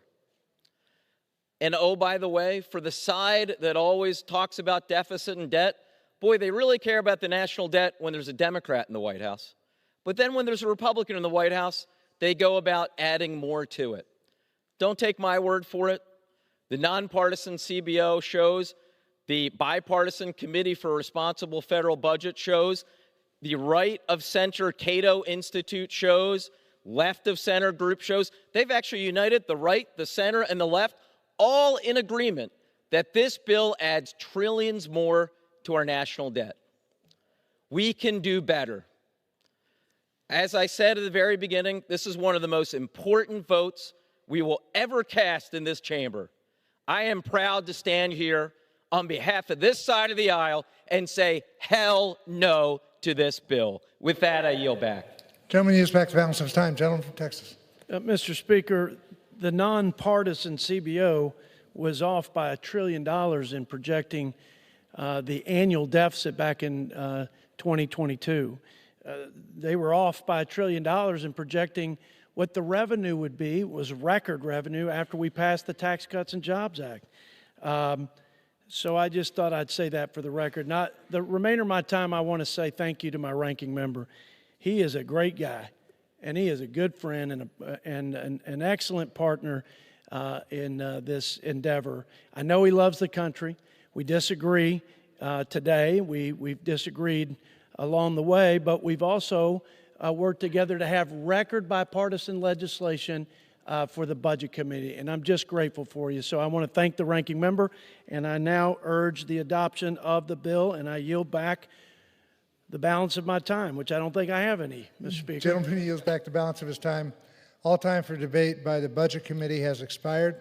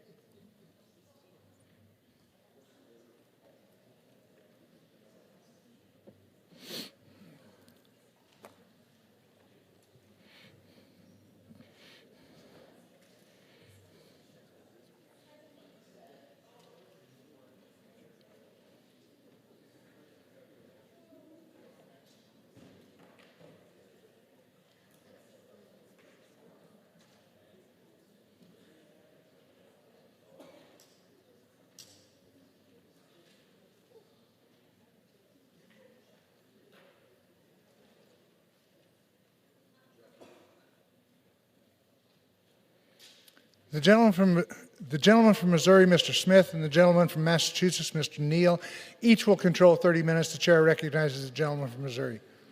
Mr. Speaker, I yield myself such time as I may consume. Gentleman's recognized. Thank you, Mr. Speaker. Today, we embark on a golden age for working families and small businesses with the one big, beautiful bill. We make permanent the 2017 Trump tax cuts. We add a $1,300 tax cut for families compared to what they are paying this year and halt a $1,700 tax increase. Working families, farmers, and small businesses win with this bill. We expand and make permanent the small business deduction and increase the child tax credit, the standard deduction, and the death tax exemption. President Trump promised no tax on tips, overtime pay, and car loan interest. Hard-working Americans working overtime get up to $1,750 more in their pocket under this bill. Those working for tips get $1,700 more, and families buying U.S.-made cars can deduct their auto loan interest. President Trump promised no taxes on Social Security, and in this bill, we deliver. Low and middle income seniors on Social Security will now have their tax liability erased with an increase in their standard deduction. Under this bill, if you build businesses here in America, you win. Not only do we renew incentives for domestic research and development, we do 100% immediate expensing and the deduction for interest expense, but we also deliver on President Trump's promise to revitalize American manufacturing with 100% expensing for new factories and improvements of existing facilities. Small and medium-sized manufacturers also win with greater tax benefits. We replace bad tax policy with good tax policy, ending Biden-era tax breaks and special interest giveaways to the wealthy and well-connected and China. We hold accountable woke elite universities and tax-exempt organizations that abuse their generous tax benefits. President Trump stopped the flow of illegal immigrants over our borders. This bill will stop the flow of taxpayer benefits to their pockets. After the October 7th attacks on Israel, rampant anti-Semitism stormed college campuses. The Ways and Means Committee investigated. Given the school's massive tax benefits, Jewish students testified about living in fear as administrators failed to condemn the behavior. No longer. Some of the worst offenders, colleges with endowments reaching into the tens of billions, will now face the same taxation rate as corporations. The One Big Beautiful Bill gives America a big, beautiful raise, with the average American household seeing real take-home pay go up by as much as $13,300.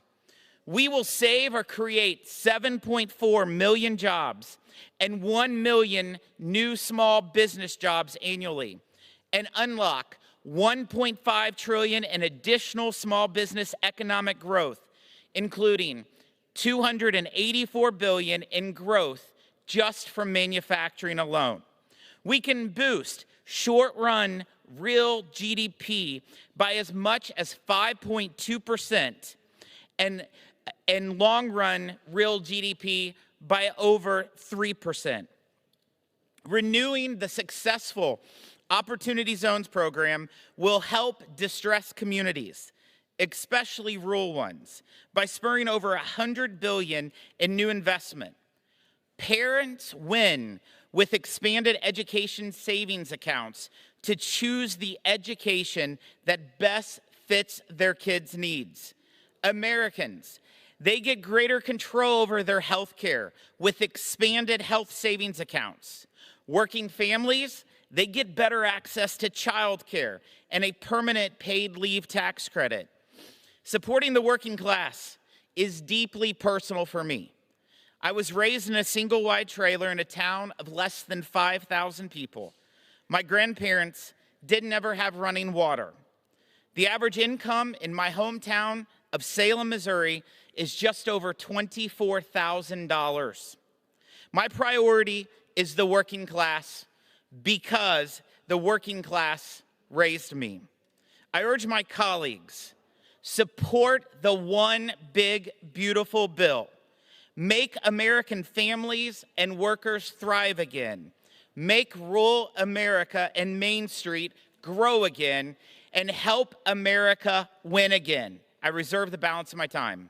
Time is reserved. Gentleman from Massachusetts. Thank you, Mr. Speaker.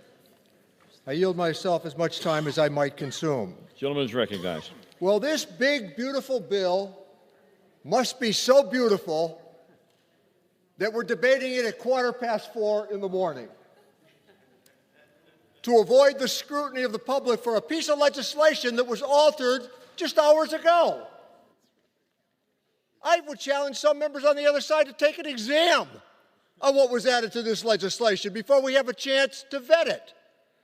And my friend, the chairman, he said that his modest youth, how challenging it was. I share a similar story. So you know what?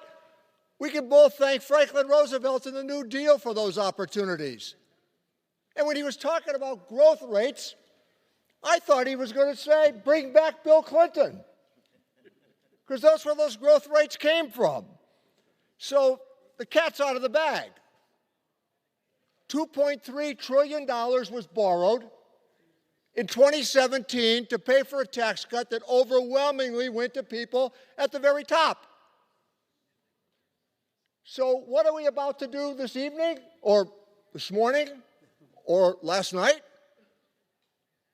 We are going to borrow $4 trillion, and with interest payments over the next 10 years, $5 trillion to justify a tax cut for the billionaire class. That's what this is about. Or as the gentleman from Kentucky said, and no raving liberal, you're talking about adding $30 trillion to the debt over the next few years. 14 million people are going to lose their health insurance to pay for this tax cut for wealthy people. We got Medicaid, we got food assistance, child care, health care, and you know what? Everybody in this chamber, every member of this House, you should call your local hospitals and ask them to lay out the formula for how their pay works in terms of reimbursements. Overwhelmingly, it's almost 2/3 from Medicare and Medicaid, and this is going to lead, and particularly in red states, to closure. So let me give you some numbers I think that are really intriguing, despite that argument that we heard from the other side about how all this money is going to go to people at the lower end. Their slogan ought to be, we're rich and we're not going to take it anymore. That's where this argument is headed. So let me give you some numbers. If you made $1 million last year, you're going to get $81,000 of tax relief. If you made less than $50,000, guess what? Not quite so lucky. But you know what? $1 a day goes a long way, because that's where the numbers land. When they talk about broken promises, I listened to a Republican tonight on TV, a younger guy. He said, well, we reject what CBO has had to say. In the Ways and Means Committee in the tax world, this is scripture. That's how important it is. We might not like the answers we get from time to time. We might be upset about it, but we know that the people who have delivered that are not Democrats, they're not Republicans, they're economists, tax attorneys, and CPAs. So let me just remind everybody on the Republican side about a couple of other things that I think are really important. Most of them supported postal reform. That cost money. Republicans voted for the CHIPS Act. That cost money. They voted for the infrastructure bill. That cost money. 30 of them voted for the Butch-Lewis Act. That cost money. How about the PAC Act for our veterans? That costs money. The Inflation Reduction Act, despite their efforts to deride it, their members are going to groundbreakings and taking advantage of it right now. One piece of testimony the other night in the committee said that there's one congressional district that is receiving $6 billion of investment. Boy, I hate to explain that to my constituents, that I was sending $6 billion back to Washington. I call attention to this because they supported these issues along the way, and now they want an excuse to cut taxes for people at the very top. And that's where these tax cuts are going, to people at the very top. That is not to be denied. I hope as we listen in the next few minutes to the contrast that we would offer if we were in the majority, where we could agree tonight on the very basic fact that I'm going to offer. We could agree with 98% of the tax legislation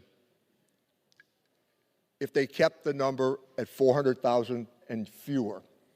So people under $400,000 would keep their tax cuts, and people at the top would go to 39.6.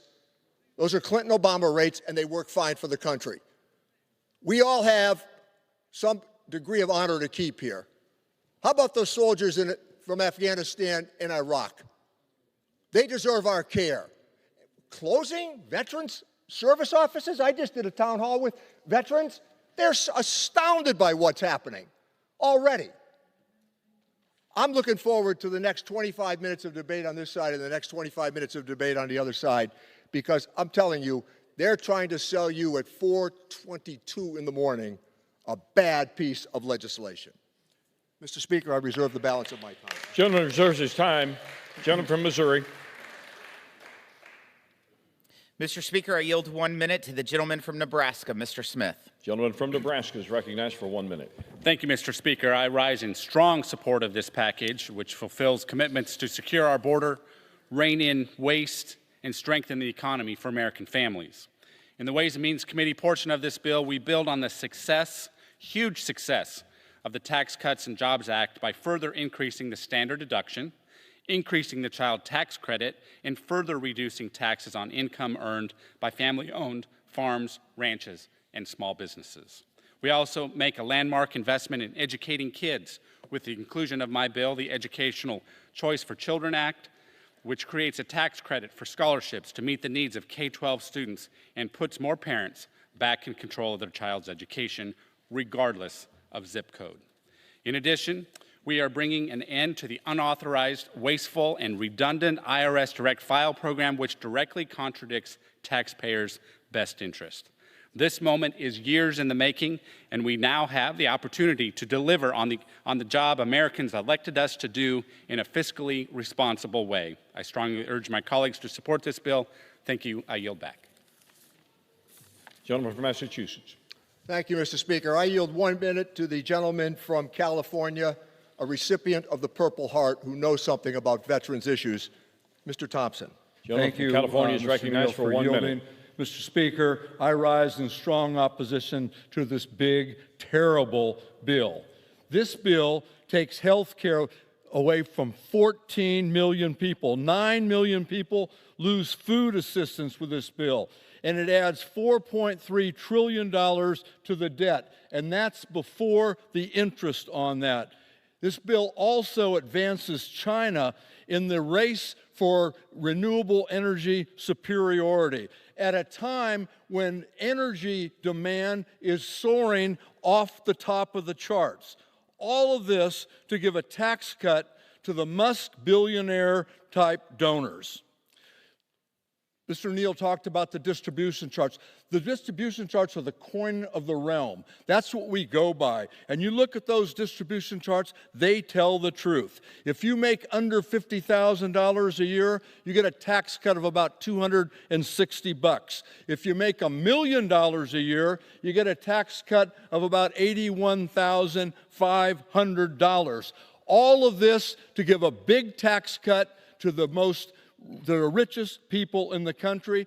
Our constituents lose, our hospitals and our clinics close, our veterans community lose. This is a bad bill. I urge a no vote. Gentleman from Missouri. Thank you, Mr. Speaker. I'd like to remind the gentleman from California that a family of four making $96,334, the median income in California's fourth, would see a $2,167 tax increase if the Trump tax cuts expire. I yield 1 minute to the gentleman from Kansas, Mr. Estes. Gentleman from Kansas recognized for 1 minute. Mr. Speaker, I rise today to urge my colleagues to support our one big, beautiful bill. First, let me outline what this bill doesn't do. It doesn't take away Medicare, Medicaid, or Social Security from Americans who need it. And it doesn't give lavish tax breaks to millionaires and billionaires. Here's what it does do. It ends benefits for illegal immigrants. Instead of giving Medicaid to able-bodied adults, it prioritizes the benefit for children, seniors, and low-income Americans. It provides a tax credit for seniors, exceeding President Trump's plan to end taxes on Social Security. It provides funding for more border security to keep our country safe.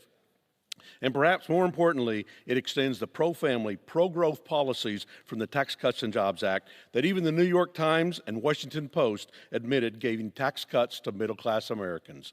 And how do we know this will work? Because we saw TCJA boost wages, job growth, and tax revenue, despite the CBO's biased and inaccurate scoring in 2017.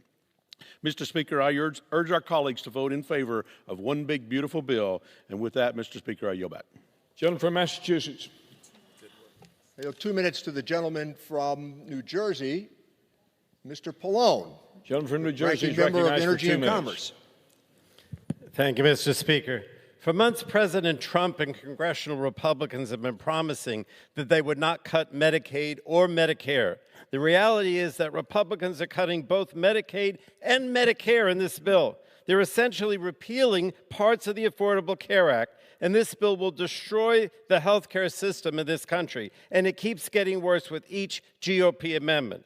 The GOP tax scam takes health care away from at least 13.7 million Americans so they can give giant tax breaks to billionaires and big corporate interests. It's a shameful reverse Robin Hood scheme. They're stealing from you to give to the rich. And Republicans are stripping health care away from people by putting all sorts of burdensome and time-consuming roadblocks in the way of people just trying to get by.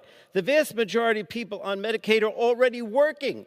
This is not about work. It's about burying people in so much paperwork that they fall behind and lose their health coverage. And if someone loses their health coverage through Medicaid, this GOP tax scam also bans them from getting coverage through the ACA marketplace. It's just one of the cruel ways that this bill basically repeals the ACA and makes it more difficult for people to get affordable health insurance.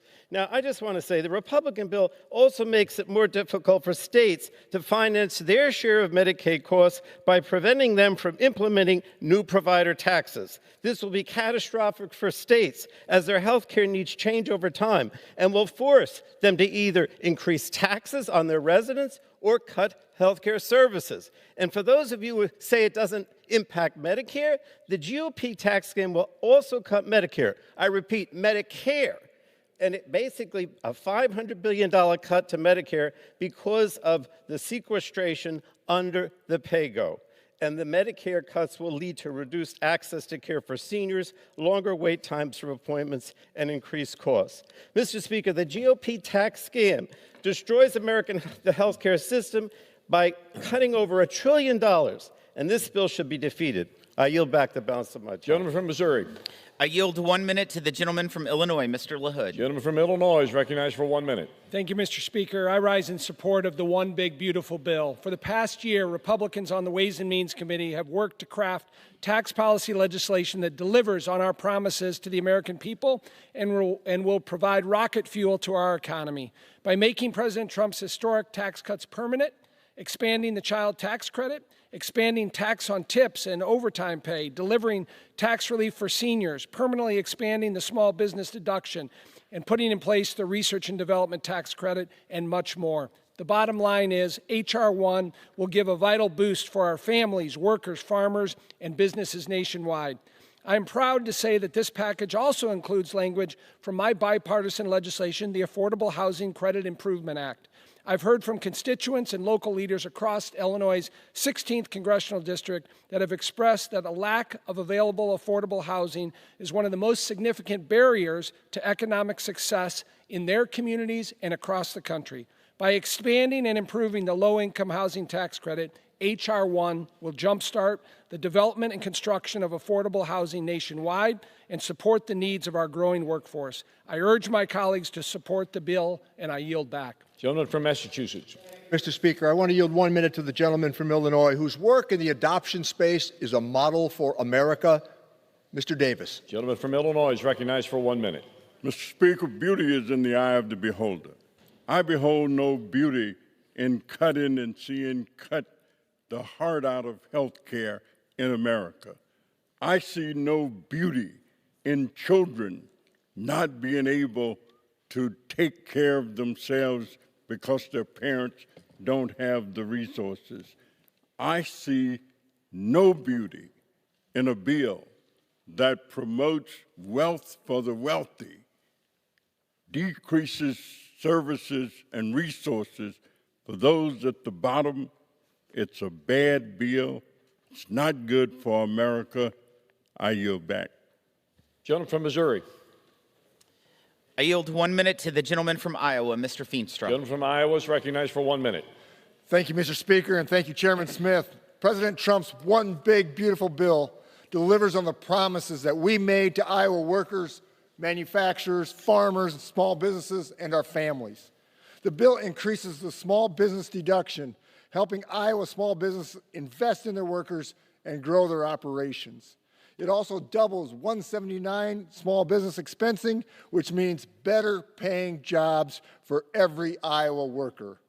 President Trump promised a manufacturing revival in our country, and Iowa will be the first to deliver it.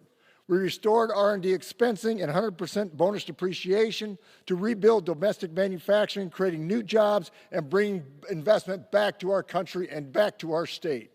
President Trump promised a strong economy, manufacturing dominance, and our big, beautiful bill delivers this for our country and for Iowans. Thank you, and thank you, Mr. President. I yield back. Gentleman from Massachusetts. Thank you, Mr. Speaker. I want to yield 1 minute to the gentlelady from California, Congresswoman Sanchez. The gentlelady from California is recognized for 1 minute. The bill that we are debating this morning is an insult to every American who works for a living. American families are struggling. Under President Trump and Republican leadership, they've seen nothing but chaos. Prices for everyday necessities like food, clothing, diapers, and formula keep rising because of Trump's tariffs. Premiums for health insurance, car insurance, and housing are going up, making it harder to make ends meet. Americans are worried about their future. People are afraid about losing their jobs, their health care, student aid, and food assistance. And this bill brings that pain. Almost 14 million people will lose their health care coverage under this Republican bill. And for what? So billionaires can get even richer while the rest of us drown in debt. This is outrageous. Republicans are doling out tax cuts for the wealthiest while destroying the means of survival for hardworking families.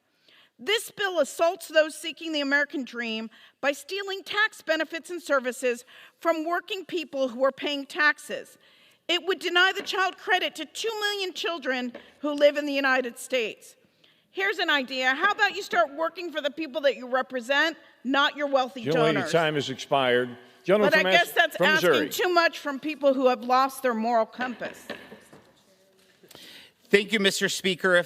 If the Trump tax cuts expire, in the Congresswoman's district, 95,070 of California 38 families would see their household child tax credit slash in half. That is helping your constituents. I'd love to yield 1 minute to the gentleman from Oklahoma, Mr. Hearn. Mr. Speaker, I rise in strong support of this one big, beautiful bill. The American people have heard a lot of lies about this bill. The left and their friends in the media have settled for demagoguing and fear-mongering to try to stop President Trump from delivering on his promises to the American people. Fortunately for all of us, the bill that they conjured up just simply doesn't exist. What does exist is a bill that champions working-class families. It strengthens the middle class and provides much-needed support to small businesses. It's thanks to President Trump's leadership on this big, beautiful bill that we have something we can all be proud of. I'd like to thank all of the committees and the chairs who worked on this legislation, but in particular, our chairman of the Ways and Means, Jason Smith, who knew 2 years ago that this might happen, this might occur. And we'd be exactly in this position, and he spent those years ensuring our committee was prepared, educated, and empowered to be ambassadors for the president's tax policies. I urge my colleagues to vote yes, and I yield back. Before I recognize the gentleman from Massachusetts, let me remind both sides. Direct your comments to the chair as we continue through debate. Gentleman from Massachusetts. I always do, Mr. Speaker. Thank you. I want to yield 1 minute to the gentlelady from Alabama, whose hospitals I have visited, Congresswoman Sewell. Gentlelady from Alabama is recognized for 1 minute. Mr. Speaker, I rise in strong opposition to the one big billionaire boondoggle bill. We are here because, according to President Trump, Elon Musk, and Republicans in Congress, billionaires and giant corporations don't have enough money. We could be working to help Americans deal with the high cost of living. We could be working to make sure that health care is affordable for all. But what are we doing? At 4:35 a.m. in the morning, we're preparing to vote on a bill that will provide a $4 trillion tax giveaway to the wealthy, well-connected, and well-off. And how will we pay for it? We'll pay for it by kicking 13.7 million Americans off of Medicaid and cutting $300 billion in SNAP benefits from hungry families. The people that I represent in Alabama's 7th Congressional District are good and honest Americans. They work hard every day. They make enormous sacrifices to support themselves and their families, but they are hurting. They are hurting and being crushed by high cost of living, and they live paycheck to paycheck. Meanwhile, my Republican colleagues are hell-bent on providing and making life much harder for them. It's outrageous. It's simply unacceptable. This is a sad day in Congress. I strongly oppose this bill, and I give this warning. Hands off Medicaid and hands off SNAP. Your time has expired. Gentleman from Missouri. I yield 1 minute to the gentlelady from West Virginia, Ms. Miller. Gentlelady from West Virginia is recognized for 1 minute. Thank you, Mr. Chairman. I rise today in strong support of one big, beautiful bill. Ways and Means Republicans have worked tirelessly for 2 years, traveling across America and hearing from real people about the impact of the 2017 Trump tax cuts had on them. Working families got more money back in their paychecks from a simplified tax code. Main Street America was able to utilize the small business deduction to weather the storm of high inflation during the Biden years, and larger businesses were able to invest more of their money domestically because of a globally competitive corporate rate. This one big, beautiful bill builds on all of that successful tax policy and then some. This bill gives the average working family a $1,300 tax cut. It delivers on President Trump's promises of no tax on tips and no tax on overtime pay. It makes permanent the 199A small business deduction to keep our economy humming. It provides relief to gig workers by ending the Democrats' ridiculous $600 1099K reporting threshold and reverting back to the time-tested standard of 20,200 transactions. This legislation will undoubtedly make the life of the average American better. And thank you. I yield back. Gentleman from Massachusetts. I want to yield 1 minute to the gentlelady from Washington, Congresswoman Del Bene, who really knows something about the child credit. Gentlelady from Washington is recognized for 1 minute. Thank you, Mr. Speaker. President Trump and Republicans love calling this one big, beautiful bill, but it's really one big, broken promise. Republicans swore they would lower costs on day one. Instead, families are paying more for groceries, energy, and health care bills. Republicans have spent months fighting over how many Americans they're going to kick off of Medicaid and how fast. This is literally a matter of life and death. And for what? Another massive round of tax breaks to pad the wallets of the ultra-wealthy and big corporations. A mom from Kirkland told me recently that she was horrified to see what Republicans are doing to these programs. She raised 2 kids with the support of Medicaid, SNAP, and the child tax credit. She said the supports Republicans are cutting help real people live real, productive lives. I urge you to listen to your constituents and vote no on this big, broken promise. I yield back. Gentleman from Missouri. Mr. Speaker, this is what the one big, beautiful bill is all about. This is what 77 million Americans voted for. Make the 2017 Trump tax cuts permanent. No tax on tips. No tax on overtime. No tax on car loan interest, and tax relief for seniors. The one big, beautiful bill puts money back in the pockets of the people who make this country run. President Trump promised a new golden age, and House Republicans are delivering on that promise. The American people, they're counting on Congress to get the job done. Let's pass this bill and let's deliver for American workers, farmers, families, and small businesses. I yield 1 minute and 15 seconds to the gentlelady from New York, Ms. Malliotakis. Gentlelady from New York is recognized for 1 minute and 15 seconds. Thank you, Mr. Speaker. In this bill, we are providing real tax relief for hardworking Americans, for middle-class families, for us senior citizens, not the billionaires like the Democrats claim. We increase the state and local tax deduction, the standard deduction, the child tax credit. The last two would be cut in half if we take no action today. We provide tax relief by including my legislation to provide a bonus deduction to reduce the taxes that our seniors pay on their Social Security income. We fulfill President Trump's commitment to eliminate taxes on tips and overtime, and we stop the return of the alternative minimum tax that crushed middle-class families. We allow Americans to fully deduct auto loan interest on their American-made vehicles, and we help young graduates with student loan debt get reimbursed by their employers tax-free. All of that is for working class, middle class, not billionaires. We also make sure that this bill keeps our borders secure and funds the deportation of criminal illegal immigrants, and we increase and strengthen domestic energy production and security, and we safeguard Medicaid for our seniors, for our disabled, for our children with disabilities, and we crack down on the fraudsters by targeting waste, fraud, and abuse. The Democrats can continue to fight for the fraudsters. They continue to fight for the illegal immigrants, but we're going to deliver for the working families, middle class, and senior citizens. Thank you, and I yield back. Gentleman from Massachusetts. Thank you, Mr. Speaker. I remind the gentlelady that the SALT deduction that we offered in our tax bill on a secret ballot would have gotten all the Republicans from New York and New Jersey and California. With that, I want to yield 1 minute to the gentlelady from Wisconsin, Congresswoman Moore, whom nobody has ever walked away from saying, I think she's undecided. Gentlelady from Wisconsin is recognized for 1 minute.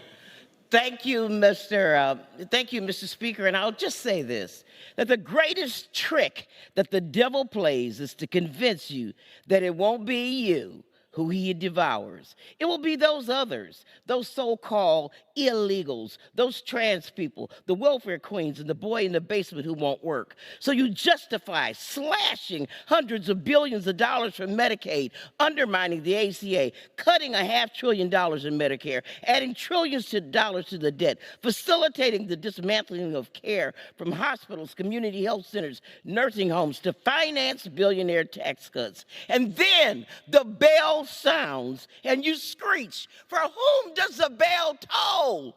It tolls for thee.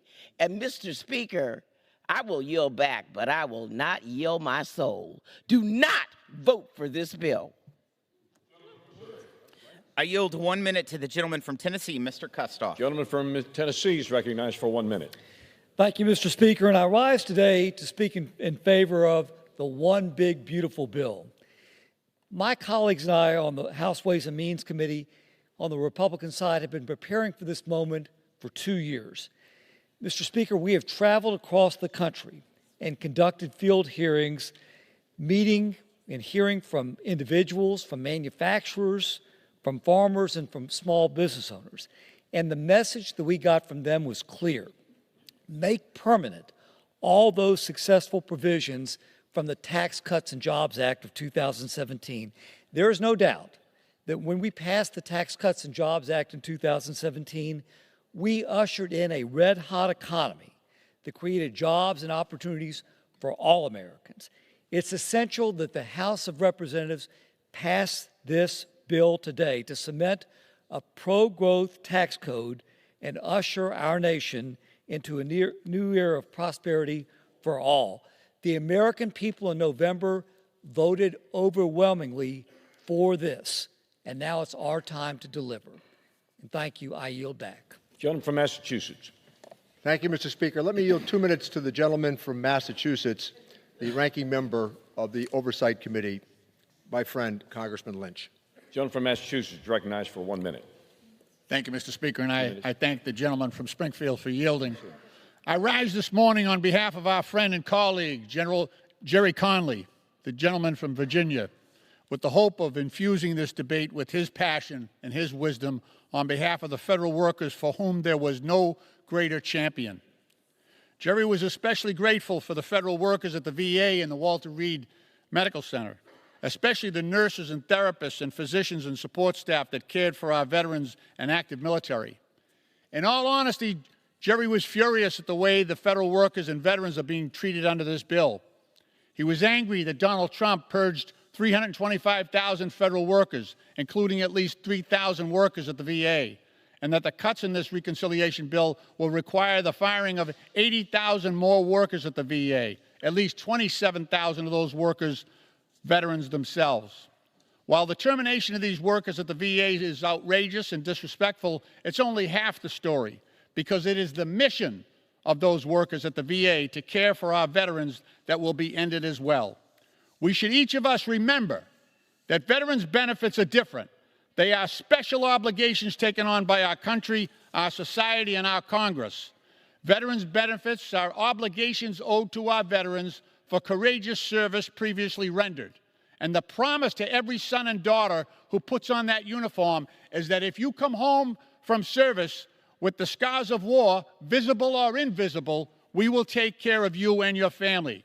That promise has been maintained throughout this nation's history by Democrat and Republican administration without pause. Until now, until tonight, until Donald Trump signs this bill. Mr. Speaker, this is a disgraceful way to treat both workers at the VA and the veterans they serve. I urge my colleagues to vote against this bill, and I yield back. Gentleman from Missouri. I yield 2 minutes to the gentleman from Arkansas, Mr. Westerman, the chairman of the Natural Resources Committee. Gentleman from Arkansas is recognized for 2 minutes. Thank you, Chairman Smith, for yielding, and also thank you for your leadership, your patience, and your unwavering dedication to put this tax policy and this budget reconciliation bill before us. Mr. Speaker, I rise today in support of the opportunity we have to not only provide historic tax relief for hardworking Americans, but also to spur investments in our economy by developing the resources of our land. This is our unique opportunity to do something truly worthy to be remembered in our day and in our generation. The Natural Resources Committee is proud to have played a key part in this legislation. Our title far exceeds our $1 billion instruction. The Congressional Budget Office estimates it will generate over $20 billion in savings and new revenue for the federal government, primarily by direct royalty and lease fees from the sale of oil, gas, timber, and mined resources, while curbing wasteful spending. But CBO's direct revenue evaluation is only a paragraph in a much larger story.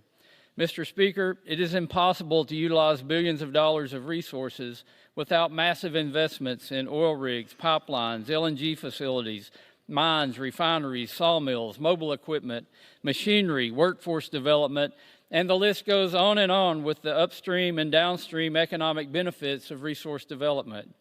Our title reinstates onshore and offshore oil and gas lease sales, holds annual geothermal lease sales, and ensures a fair process for critical mineral development nationwide. We've also directed the Forest Service and the Bureau of Land Management to utilize long-term timber sale contracts. We're putting our fiscal foot forward by using America's resources to generate wealth for America, while restoring American energy dominance and giving Americans the opportunity to make products from America, in America, for America, and the world. I urge my colleagues to join me in kickstarting this new golden age of America by voting yes, and I yield back the balance of my time. Gentleman from Massachusetts. Thank you, Mr. Speaker. Let me yield 1 minute to the gentleman from Virginia, Congressman Beyer, who really knows something about the bond market. Gentleman from Virginia is recognized for 1 minute. Thank you, Mr. Speaker. Mr. Speaker, our dearly departed friend and colleague, Jerry Conley, used to say our job was to comfort the afflicted and to afflict the comfortable. This bill does the opposite. My Republican friends say this act is about helping the working families of America, but nothing could be further from the truth. This monstrous bill strips health care from 14 million Americans. It cuts $300 billion in food and nutrition from working Americans, while giving a temporary head fake to those working on overtime and those working for tips. It actually raises taxes on the poorest 20% of Americans, exactly the folks my Republican friends pretend it helps. The overwhelming benefits of H.R. 1 flow to the wealthiest Americans, the largest transfer of wealth from working Americans to rich in the history of our country. Mr. Speaker, Jerry Conley was a devout Catholic who studied to be a priest, and he and I agreed that the essence of this bill sends the opposite of the message of the New Testament, which is to give our lives to help the poor. With that, I yield back. Gentleman from Missouri. I yield 1 minute to the gentleman from Texas, Mr. Moran. Gentleman from Texas is recognized for 1 minute. Mr. Speaker, today I rise in strong support of the one big, beautiful bill.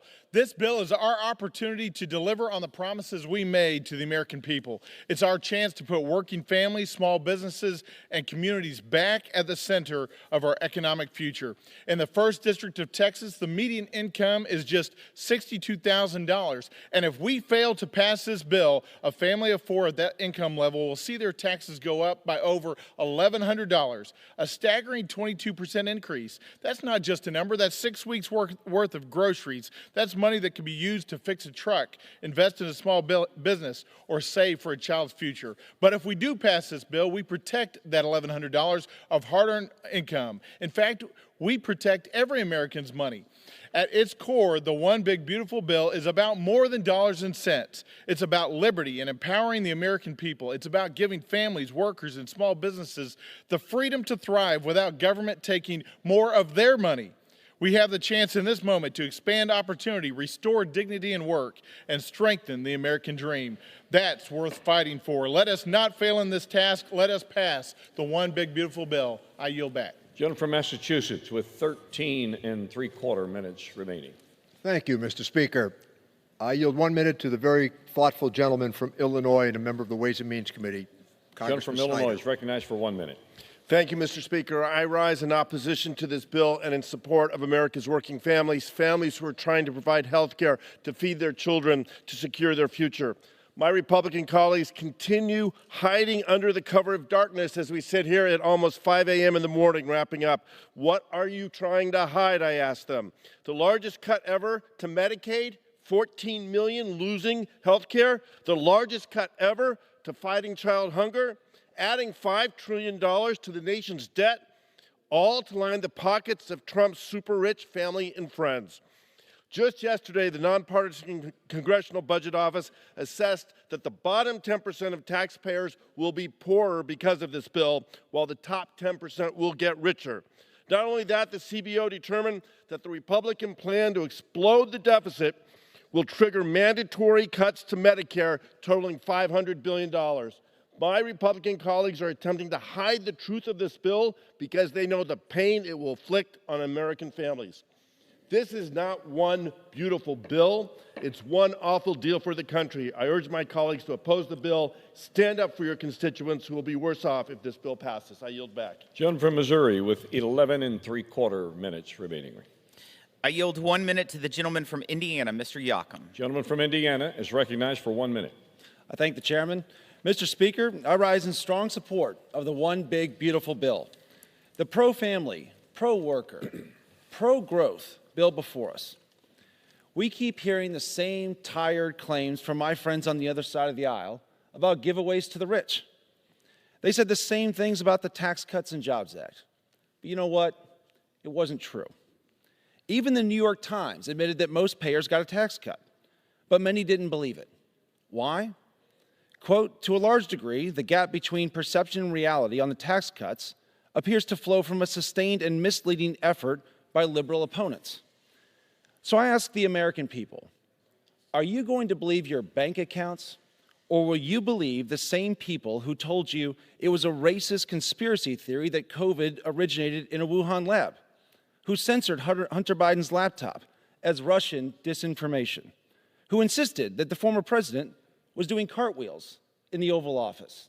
Mr. Speaker, I urge my colleagues to support this bill, and I yield back. Gentleman from Massachusetts. Thank you. I might say that the former president was writing historic legislation in the Oval Office and at least signing the products that came from these committees. With that, let me yield 1 minute to the gentleman from California, a very important member of the Committee on Ways and Means, Congressman Panetta. Gentleman from California is recognized for 1 minute. This Republican partisan tax bill will be the largest self-inflicted wound on America's working families in our nation's history, with the largest cut in health care and food assistance to pay for the largest tax cuts for billionaires. Now, I get that this bill is about fulfilling the president's promises, but like the president, you can't rely on it for working families, as the bottom 10% would lose basic services so that the top 10% can increase their wealth. What's worse is that in order to pay for this bill, you're relying on not just the cuts, but fabricated economic growth numbers, ignoring costs of the TCJA, and hoping that there's revenues from tariffs. Yet even with all of that, you stick it to our children by adding trillions to our federal debt. Look, not only are our creditors and our allies losing faith in our nation, but Americans watching this tonight are losing faith in Congress. If we worked together, we could have helped working families bring down prices and bring down our national debt. Ultimately, we could have restored faith in this institution. Instead, I'm voting no on this partisan bill because it gives in to the president's politics, it breaks your promise to working families, and it gives up on our promise to the future of our children. Thank you, Mr. Speaker. Gentleman from Missouri. I yield 1 minute to the gentlelady from Texas, Ms. Van Dyne. Gentlelady from Texas is recognized for 1 minute. Thank you. Over the past 2 years, my colleagues and I on Ways and Means have traveled around the country listening to working families, to small business owners, and job creators.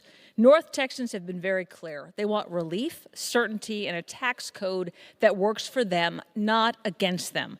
Last week, we delivered. The bill that we passed out of committee reflects the needs, the real needs of our communities, and the promises that we made to the American people. It is a strong, common-sense compromise that builds on the success of the 2017 Tax Cuts and Jobs Act. This bill expands the child tax credit, makes the small business deduction permanent, and boosts the standard deduction with a new enhancement for seniors. It restores immediate expensing for R&D and increases access to tax-free health savings accounts. In short, this one beautiful big bill stops the largest tax increase in American history and delivers historic tax relief instead. I look forward to its swift passage and to President Trump signing it into law. Gentleman from Massachusetts. Thank you, Mr. Speaker. I want to yield 1 minute to the distinguished gentleman from California, a valuable member of the Ways and Means Committee, Congressman Gomez. Gentleman from California is recognized for 1 minute. Thank you. Thank you, Richie. So let's get straight. This is one big bill, but it's a bill that steals Medicaid, it steals SNAP, it steals all the assistance from working people in order to give tax breaks to the billionaires in this country.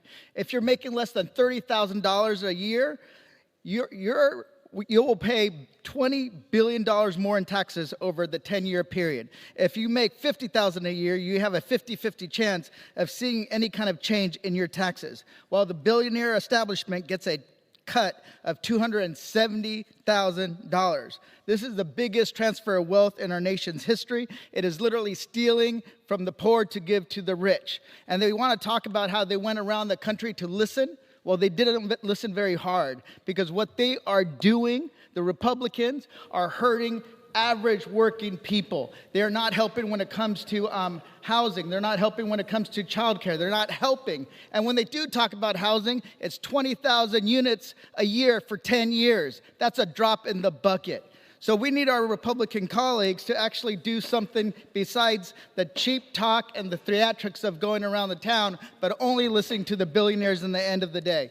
Thank you. Gentleman's time has expired. Gentleman from Missouri.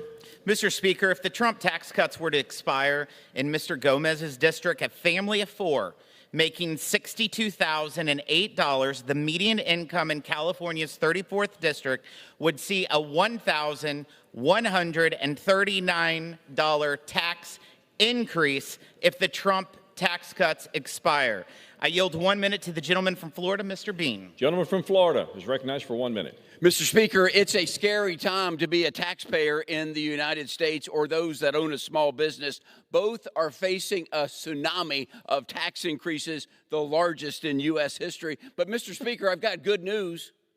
Help is on the way. The one big, beautiful bill is real tax relief for real Americans. It's for those that are paid in tips, hourly workers that are working overtime, for families and seniors who've been struggling under the weight of inflation, and it's for the 91% of Americans who use the standard deduction. The bill expands the child tax credit. It secures our border, enhances education and health savings options. It unleashes American energy. It will encourage production on U.S. soil.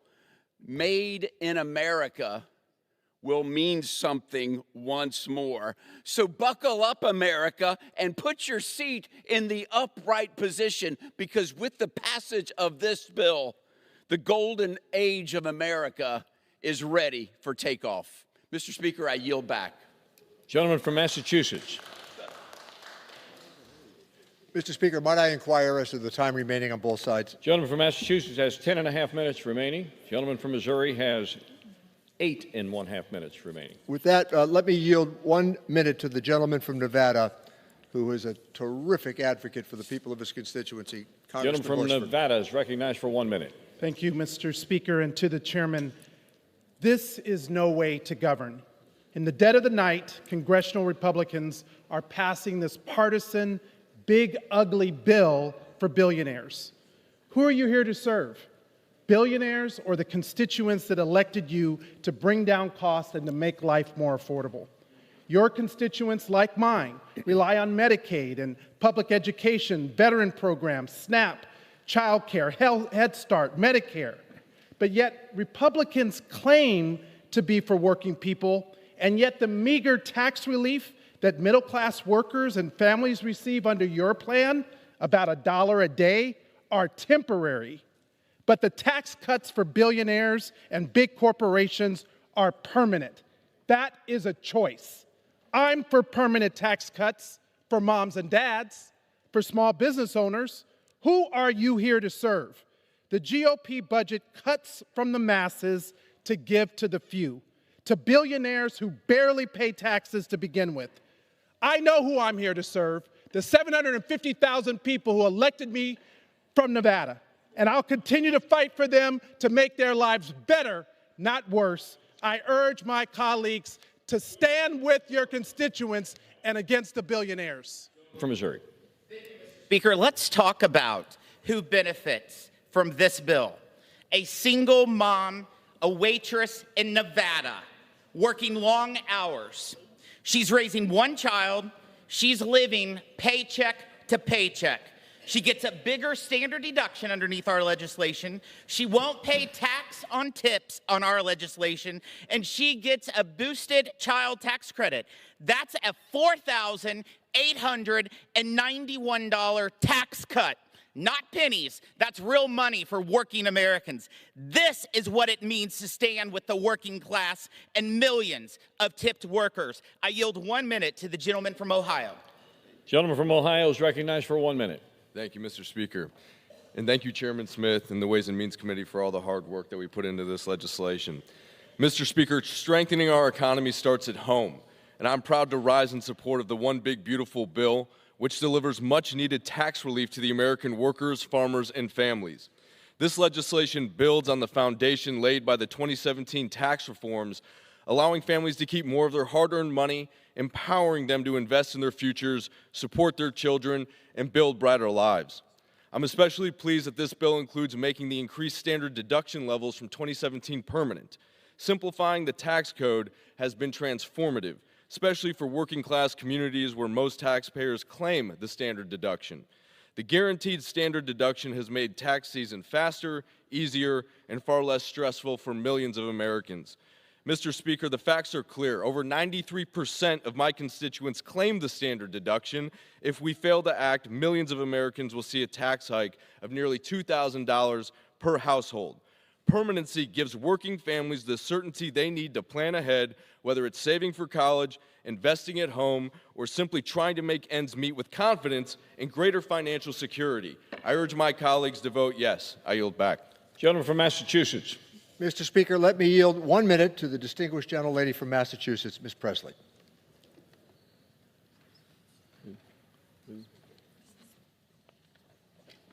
Massachusetts is recognized for 1 minute. Thank you, Mr. Speaker.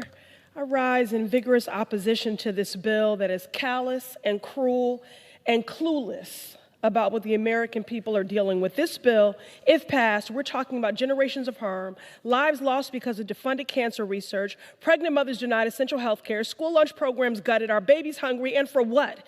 To line the pockets and stroke the egos of a few petty billionaires? I believe in the promise of this nation. I believe in the possibility that government can do right by people and help us through our most vulnerable moments. This bill is the antithesis of that. This bill is a threat to the lives and livelihoods of so many people. The mood up here is somber. Y'all are gleeful It's somber because this is shameful. Republicans, we just need 4 of you to be people of conscience to stand up against this, and in exchange, you can save lives. You can look your kids in the eye, and you can say that when everything was at stake, that you had clarity and you did the right thing. I'm not begging you for benevolence. I'm asking you for decency. Do right by the people that sent you here. I yield. Gentleman from Missouri. I yield 1 minute to the gentleman from Virginia, Mr. McGuire. Gentleman from Virginia is recognized for 1 minute. Thank you, Mr. Chairman, for yielding me the time. Mr. Speaker, President Trump and the Republican trifecta were elected this November to deliver results for the American people. This one big, beautiful bill we are considering tonight pinpoints waste, fraud, and abuse, secures our borders, and reignites economic growth. These are impactful tax cuts, reducing Social Security taxes, eliminating tax on tips, and eliminating tax on overtime will help the middle class American people. If the 2017 tax cuts are allowed to expire, 56,000 small businesses in my district alone would experience a 43.4% tax hike, and over 8,000 family-owned farms would have their death tax exemption slashed in half. I came to Congress to deliver real results, and that's what this bill does. In the defense portion of the bill, $34 billion is allocated for shipbuilding and the maritime industrial base in my district, Virginia, and the United States. This bill delivers on the America First promises President Trump and congressional Republicans made to the American people. Mr. Speaker, I yield back the balance of my time. Gentleman from Massachusetts with 8½ minutes remaining. Thank you, Mr. Speaker. So what I intend to do here is to close my time before I yield to the Democratic leader. And I want to talk a little bit about what I began with. First of all, let me just say as a courtesy and as a member of the Ways and Means Committee for 33 years, this debate should be taking place during the day. And I know the members on the other side feel the same way. There is no reason at 10 after 5 in the morning to be debating a bill of this consequence. It's as simple as that. These were legislative courtesies that we once extended to each other. And there is no reason for it to be playing out at a time when most Americans can't dial in to hear the debate. So there's no getting away from the fact that the Republican Party, the party of fiscal rectitude, the party that has lectured us for decades on spending patterns, who are about to borrow $4 trillion for a tax cut that is overwhelmingly going to go to people at the very top, including the billionaire class. What's troubling about it is that if you look back at these tax cuts, as I noted, $10 trillion of tax cuts since 2021. Since 2001 to the moment. In 2017, it's borrowed money, $2.3 trillion. This is $4 trillion, and when you get done paying the interest on it over the next 5 years, as the bond market reminded us again today, it's closer to $5 trillion. The party of fiscal rectitude. I call attention again to this because we would say that if you kept these tax cuts for people under $400,000 a year, you'd get a buy-in from us. We're okay with that. We object to the idea that people who are about to derive the biggest benefit don't need it. And you know what? In most instances, weren't asking for it as well. The theology that tax cuts pay for themselves is nonsense. We've heard that forever. But it is that continued effort that Republicans have to suggest that no matter what happens, a tax cut should be the most important consideration. 2 wars, Iraq and Afghanistan, and 2 tax cuts during those years? The collapse of Wall Street during those years of $2.3 trillion of tax cuts? Ronald Reagan had the good sense when he found out what the tax cuts meant against spending cuts, he reversed the position during that time. But the current Republican Party subscribes to this notion that you can be for infrastructure. You can take defense spending now that's headed over $1 trillion. You can vote for the infrastructure bill. You can vote for the CHIPS Act. You can vote for postal reform. And yes, 30 members voted on that side for the Butch-Lewis Act. You can do all of these things and simultaneously cut taxes. No, you can't. And we know that. We're in a position to argue, I think, with great force for the American people, because I know what happened. For all their talk about what happened in the tax cut of 2017, we easily won the House the next year. The American people don't buy this because they know where these tax cuts are going and intended to help people at the top when it is really the people at the bottom and then the middle who need help. So hospitals are going to close, children are going to go hungry, health care is going to be denied, but the billionaire class is going to pick up a considerable number of dollars. And again, the number that I cited earlier, if you make $1 million, you pick up $90,000 additional dollars. It's almost 10%. And if you make under $50,000, Mr. Speaker, you're getting $1 a day? That's what this tax package means? Defeat this bill, send it back to the Ways and Means Committee, compel the committee to negotiate, and we'd come up with a plan where the middle class would get the tax cuts, and then we would address subsequently the debt that is plaguing this nation. This legislation will take us to $40 trillion worth of debt. And they're going to lecture us on debt. It's the old story. On Monday, they blame us for debt, and on Tuesday, they add $4 trillion to it. So I'm going to reserve what I have left of time. I'm finished. But I will yield at the appropriate moment to the Democratic leader. Thank you, Mr. Speaker. Thank you for the fair manner in which you did this as well. Gentleman reserves his time. Gentleman from Missouri. I yield 30 seconds to the gentleman from New York, Mr. Lawler. Gentleman from New York is recognized for 30 seconds. Mr. Speaker, when I ran for Congress, I said I would never support a tax bill that did not adequately lift the cap on salt. This bill does that. It increases the cap on salt by 300%. And I would remind my Democratic colleagues, when they had full control in Washington, they lifted the cap on salt by exactly $0. Zilch, zip, nada. Not $1 of increase in tax relief for hardworking New Yorkers. So to all my New York colleagues on the other side of the aisle, before you speak out and say that you don't support a 300% increase on the cap on salt, the fact is that this bill adequately addresses the cap on salt and provides tax relief to hardworking middle-class families. Gentleman's time has expired. Gentleman from Massachusetts. I had not intended to rebut, Mr. Speaker. However, our tax bill had an $80,000 cap on salt, and it passed the House of Representatives.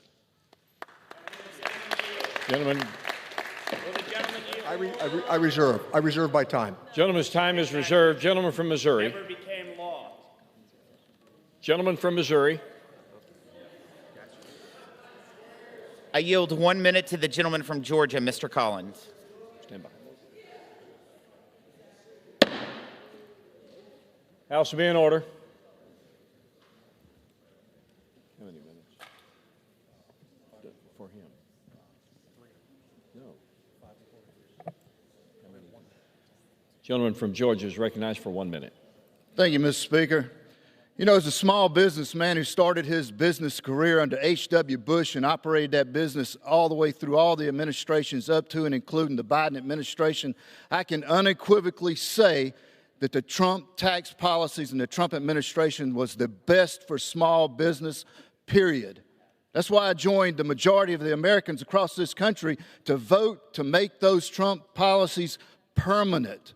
You see, it doesn't matter. If you have 2 college degrees, no college degrees, brown, black, white, Trump's policies lifted all boats. That's why I encourage my colleagues to join me, pass this bill, and vote for Main Street. Thank you, and I yield back. Gentleman from Massachusetts. I reserve, Mr. Chairman. Gentleman, time is reserved. Gentleman from Missouri. Thank you, Mr. Speaker. I yield 1 minute to the gentleman from Louisiana, Leader Scalise. Gentleman from Louisiana is recognized for 1 minute. Well, thank you, Mr. Speaker, and I want to thank my friend from Missouri for his leadership in getting us to this point. So many other chairman will talk about that too. But I want to rise in strong support, Mr. Speaker, of this one big, beautiful bill. This bill that's going to deliver on so many promises that the American people asked us to do for them. You know, we have elections in this country, and we had an election that had a lot of crystal clear messages sent in November. And we had a contrast, maybe one of the sharpest contrasts between two candidates for president. And if you read this bill, and maybe some of my friends on the other side haven't read it by some of the comments they've made, because you would think it's 2017 all over again when you listen to the things that they said, the same things they're saying tonight that they said in 2017, none of which turned out to be reality. And so they had an opportunity to make their case for raising taxes on the American people. In fact, their candidate for president was for a lot of the same things they're for tonight. Letting the Trump tax cuts expire, to punish those middle-class and low-income workers who benefited the most from those tax cuts, benefited tremendously. President Trump said that he was going to lock those tax rates in, not giving all these tax breaks you're talking about to millionaires and billionaires, but in fact, to help the working families of this country who are struggling.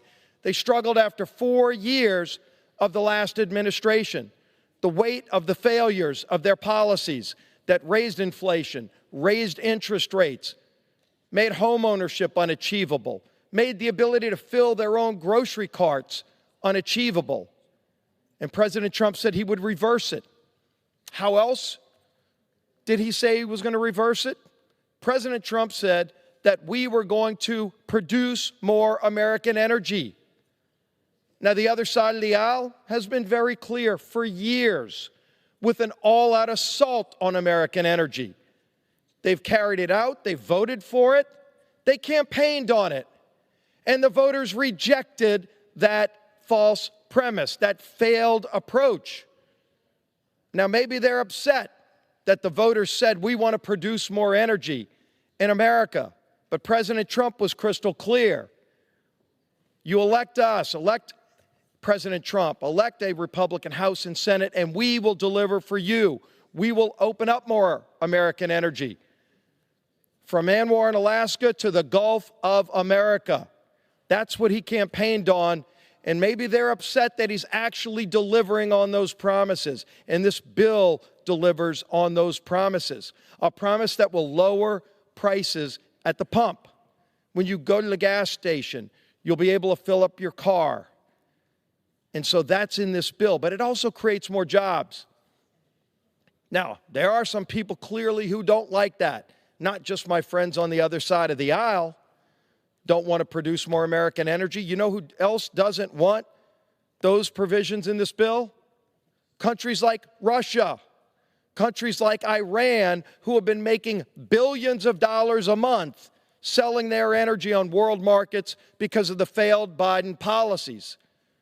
The policies that allowed them to enrich their countries and use that money for evil, to fund the war in Ukraine, to fund wars on terror around the world, terrorist organizations like Hamas and Hezbollah and the Houthis, funded by the billions of dollars a month that those countries got from selling their oil on world markets because America was shut down. Well, America will be shut down no more when this one big, beautiful bill is passed into law, because we will be able to produce our own energy here in America.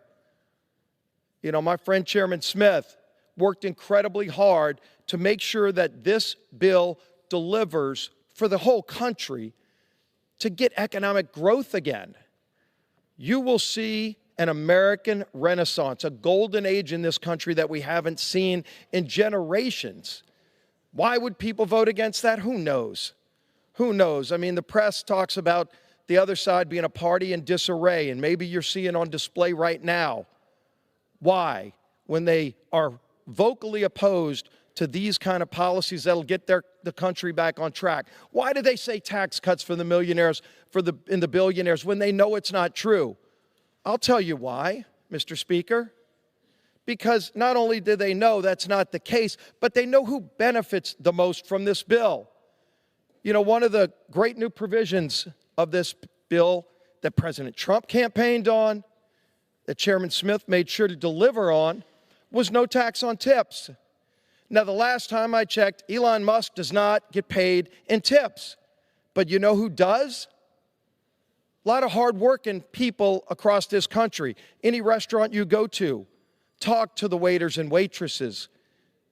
Ask them about their hopes and dreams. Ask them about their families. And what would they do with just a little bit more money in their paycheck? Do you know, Mr. Speaker, that big provision that every Democrat is going to vote against, the average tip worker makes $32,000 a year. And every Democrat will vote no on that benefit while they hide behind the lie of the millionaires and the billionaires. Because they know that's not the case, but they also know if they're going to vote against every hardworking waiter and waitress who averages $32,000 a year, how do they get away with it? They've got to create some fake boogeyman that they can point to and say, gee whiz, look at the billionaire over there, as if class warfare, dividing Americans, is their way to try to get more power in Washington. How about we give people in America more power? Take it away from Washington. Empower the people in this country who have been struggling for too long. If you want to live the American dream, it can still exist. For a lot of people, they thought it was going away. President Trump ran and said, I will renew that promise. But it only happens if Congress delivers. Now, the other side will vote against it, every single one of them in lockstep. And they will root against the success of this bill. And then if it were to fail, they'd just go, look at that, the country's still in demise. Because they were against it every step of the way. We saw this play out, by the way, in the State of the Union just a few months ago, right here in this chamber. And America watched in shock. They want to see us come together. Can't we at least come together on things we agree on? And so there stood President Trump right at that podium, Mr. Speaker. And he talked about so many of the great things of this country. Not partisan things, things that we used to all celebrate. Mr. Speaker, the President Trump, pointed over there to the balcony, where not only was the presidential family seated, but they also had some special guests. He pointed to a 13-year-old boy who had just beaten cancer. You want to talk about something that can unite the whole country, that can bring us all together. To say, yeah, you know, we might disagree on issues, big and small, and that happens. That's America. But we can all celebrate a 13-year-old boy who just beat cancer, Mr. Speaker. And what happened when he said that? We rose up and applauded, as we all should have. But what else happened? The other side sat there, sat down, grumpy, angry. I don't know why. I wouldn't even say, Mr. Speaker, the House is not in order, Mr. Speaker. House will be in order. Mr. Speaker, I wouldn't say it was because that he beat cancer, but it was just because President Trump happened to point out that he beat cancer. We should not root for or against a person like that based on what President Trump says he's for. Just because the talking points of the party went out and said, anything President Trump's for, be against. That's not a party platform. This country wants direction. President Trump ran on a direction, and their party did too. Wasn't like it wasn't laid out in the campaign. President Trump said he would secure America's border. That actually was the number one issue. All across the country. I got to go around to a lot of parts of this country. You hear from a lot of different people. You see what their hopes and dreams are, but you'll also see from them, and they'll tell you, what they want to see us come together and address. And it didn't matter what part of the country you went to. They all said, for goodness sake, can we secure America's border? Millions of people coming in illegally. Many of them really bad people. Gang members, violent people that were harming Americans. We saw it over and over again. Laken Riley murdered. we finally brought, by the way, the first bill President Trump signed into law was the Lake and Riley Act, to say if you come here and harm an American citizen, you're gone, you're deported. And this bill allows for the deportation of violent criminals that come here illegally and harm American citizens. We should all support that. The other side doesn't. They'll fly to Venezuela and El Salvador, Mr. President, to try to get out of prison a gang member who beats his wife. But in this bill, it allows President Trump to continue securing America's border. He's done phenomenal work on his own through executive action protecting America. But he needs money to build the wall. He needs money to let our Border Patrol agents have the ability to compete with the drug cartels of Mexico. It's embarrassing that today the drug cartels of Mexico, have better technology than America's Border Patrol agents. And we said, we're not going to allow that to happen again like the other side did. We're going to do something about it. We're going to give them those tools, night vision goggles, drones, other things, so that they can actually do the job that they came here to do. They put their lives on the line to keep us safe. The least we can do is allow them to have the ability to be safe themselves, to go home at night to their families while keeping our country safe. It's in this bill. We deliver on that promise, and so many others. We're making America competitive again in our military so that we can finally confront the threat that China poses militarily. We all talk about it. We all know what it means. But are we going to talk about it or do something about it? President Trump wants to do something about it. This Republican majority wants to do something about it. In this bill, we deliver on that promise. Everybody who votes no is saying no to that. Again, hide behind the millionaires and billionaires, but you're voting against strengthening America's military because that's in the bill. You're sure not talking about it on the other side, Mr. Speaker. We haven't heard them talking about it because they're about to vote against that. So let's be honest about it. But when you think about those benefits, you also got to recognize what a no vote means today.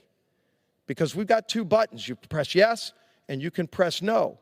And if you vote no, you're voting against American energy. You're voting against securing America's border. You're voting against helping those middle-class families. You could run all the numbers. 22% tax increase on low and middle-income families. We're not talking about the millionaires and billionaires. We're talking about a family making $70,000 a year combined, who's struggling to get by, would like to make a little bit more investment maybe in their kids' education, might want to take a family vacation, and this bill gives them the opportunity to do it. And it also gives every small business in America the opportunity to make investment in America again. 199A provision that's locked in permanently so there's no uncertainty, so we can grow more jobs in America. That's a good thing. It's a good thing for a lot of us here. That's what a yes vote gets. A no vote tells every small business in America that they will be at a competitive disadvantage with the big corporations. So you hear them rallying, Mr. Speaker, against the fat cats and the big corporations, yet if they vote no, these are the facts, the big corporations, the global companies get a 21% rate, and your local small business would end up with a 43% rate. More than double. They would be non-competitive, your local small businesses, with the big corporations. We said that's not fair. We want to allow our small businesses to compete on a global stage with the big national corporations, and we do that in this bill. A no vote doesn't do that. And yes, we root out waste, fraud, and abuse, Mr. Speaker. Waste, fraud, and abuse so that vital programs in America actually work better for the people who deserve them. Why would somebody come up here and defend hundreds of billions of dollars of waste, fraud, and abuse in Washington when hardworking families are barely struggling to get by and pay their taxes and are infuriated when they find out some of the waste that's going on up here and saying, when is somebody going to finally do something about the fraud so that I feel comfortable that if I'm funding my government, It's going to go to help the people who deserve it, and not some 35-year-old kid who's fully able-bodied who's sitting in his mom's basement playing video games, getting over $40,000 in taxpayer-funded benefits while you're working 2 jobs, while the waiter or waitress averaging $32,000 a year is struggling to get by. We help them. That's who we're helping, those families who are struggling, and we will get this economy moving again. You can vote yes or you can vote no. I wish everybody would vote no. A yes vote gets America's economy moving again, allows President Trump to continue fighting for the hardworking families who elected him all across this country. Every swing state, majority of the American population want this kind of relief. So we're going to keep moving forward, Mr. Speaker. We're going to deliver for those families who deserve this help, who want to see America come back.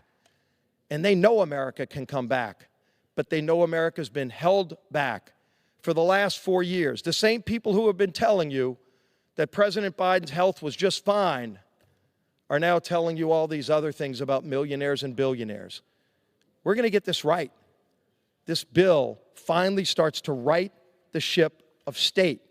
We all should come together and do that, Mr. Speaker. We've got so many great people who have worked so hard to get to this point, and we're still at the early stages.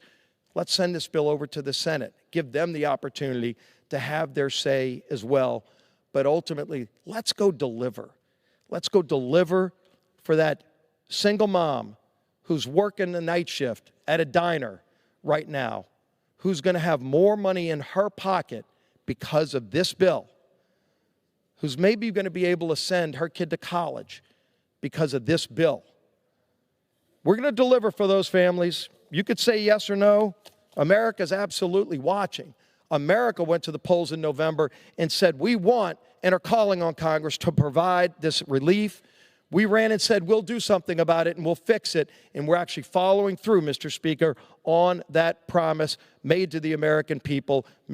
President Trump is leading the way. President Trump is going to turn this country around, and this bill gives him the tools to do just that. I urge everybody to vote yes. I yield back the balance of my time. Gentleman from Massachusetts. Thank you, Mr. Speaker. Let me say to my friend, the majority leader, everybody on this side was cheering for the success of that young man defeating cancer. The way we're going to defeat cancer is not to cut NIH.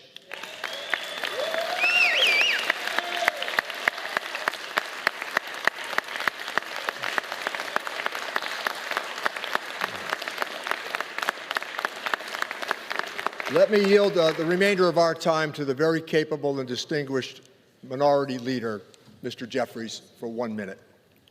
Gentleman from New York, the minority leader, is recognized for 1 minute. Thank you, Mr. Speaker. Let me also thank the distinguished gentleman from the Commonwealth of Massachusetts who's done a tremendous job leading the Ways and Means Committee on our side, Congressman Richie Neal. I also want to thank Ranking Member Brendan Boyle, Ranking Member Jim McGovern, all of the members of the Ways and Means Committee, the Budget Committee, the Rules Committee, every single member of the House Democratic Caucus who has stood on this floor, stood before the Rules Committee, participated in markups on behalf of the American people, in defense of the American people. Mr. Speaker, I rise today in strong opposition to this reckless, regressive, and reprehensible GOP tax scam. This is one big, ugly bill that House Republicans are trying to jam down the throats of the American people under the cover of darkness. This legislation will not make life better for the American people. The GOP tax scam represents an assault on the economy, an assault on health care, an assault on nutritional assistance, an assault on tax fairness, and an assault on fiscal responsibility. There are more than 100 other reasons to vote against this one big, ugly bill that can be found by reading this more than 1,000-page document. Those reasons are too numerous to mention, but this legislation also undermines reproductive freedom, undermines the progress that we have made in combating the climate crisis, undermines gun safety, undermines the rule of law and the independence of the federal judiciary. It even undermines the ability of hard-working and law-abiding immigrant families to provide remittances to their loved ones who may just happen to live abroad. There are more than 100 different reasons to vote against the GOP tax scam. And in the days and the weeks and the months to come, all of those reasons will be exposed for the American people in each and every one of your districts. But this bill represents a failed promise. Last year, Donald Trump and House Republicans spent all of their time talking about their promise to lower the high cost of living in the United States of America. In fact, Donald Trump and Republicans promised that costs would go down on day one. We're now more than 120 days past the inauguration. Costs aren't going down, they're going up. Inflation is out of control. Insurance rates remain stubbornly high. Our Moody's rating, our credit rating, has been downgraded. And you've got people losing confidence in this economy. Republicans are crashing this economy in real time and driving us toward a recession. But beyond that, costs are actually going up. The trade war that Donald Trump has recklessly launched, his tariff scheme, will raise the cost of goods and groceries and gas for everyday Americans, the Americans that you claimed you were going to help, but the Americans that you are clearly hurting. You've destabilized the business environment. Small businesses are at risk of closing. Farmers, small family farmers are in distress. Businesses can't invest. People are not hiring. You are actively crashing the economy, driving America toward a recession. You promise to lower costs on day one. Costs aren't going down, they are going up. Now, as House Democrats, we believe that we have to build an affordable economy for hardworking American taxpayers. We're committed to lowering housing costs and grocery costs and insurance costs and child care costs and utility costs. America, the wealthiest country in the history of the world, there are far too many people living paycheck to paycheck, struggling to make ends meet. Here in this country, no American should find themselves in that situation. And you promised that you would do something about it. But things are not getting better, they are getting worse. We could have partnered together to try to find a bipartisan path toward building an affordable economy for hardworking American taxpayers. But you chose to go it alone, to try to drive your extreme right-wing policies down the throats of the American people. And that's what this one big, ugly bill represents.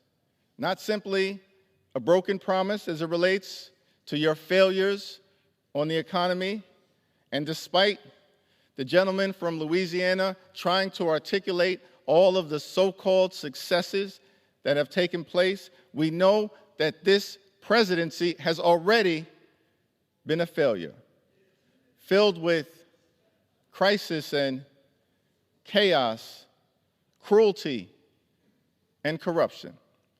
And the American people know it, which is why Donald Trump at the 100-day mark, was the most unpopular president in American history. The American people understand.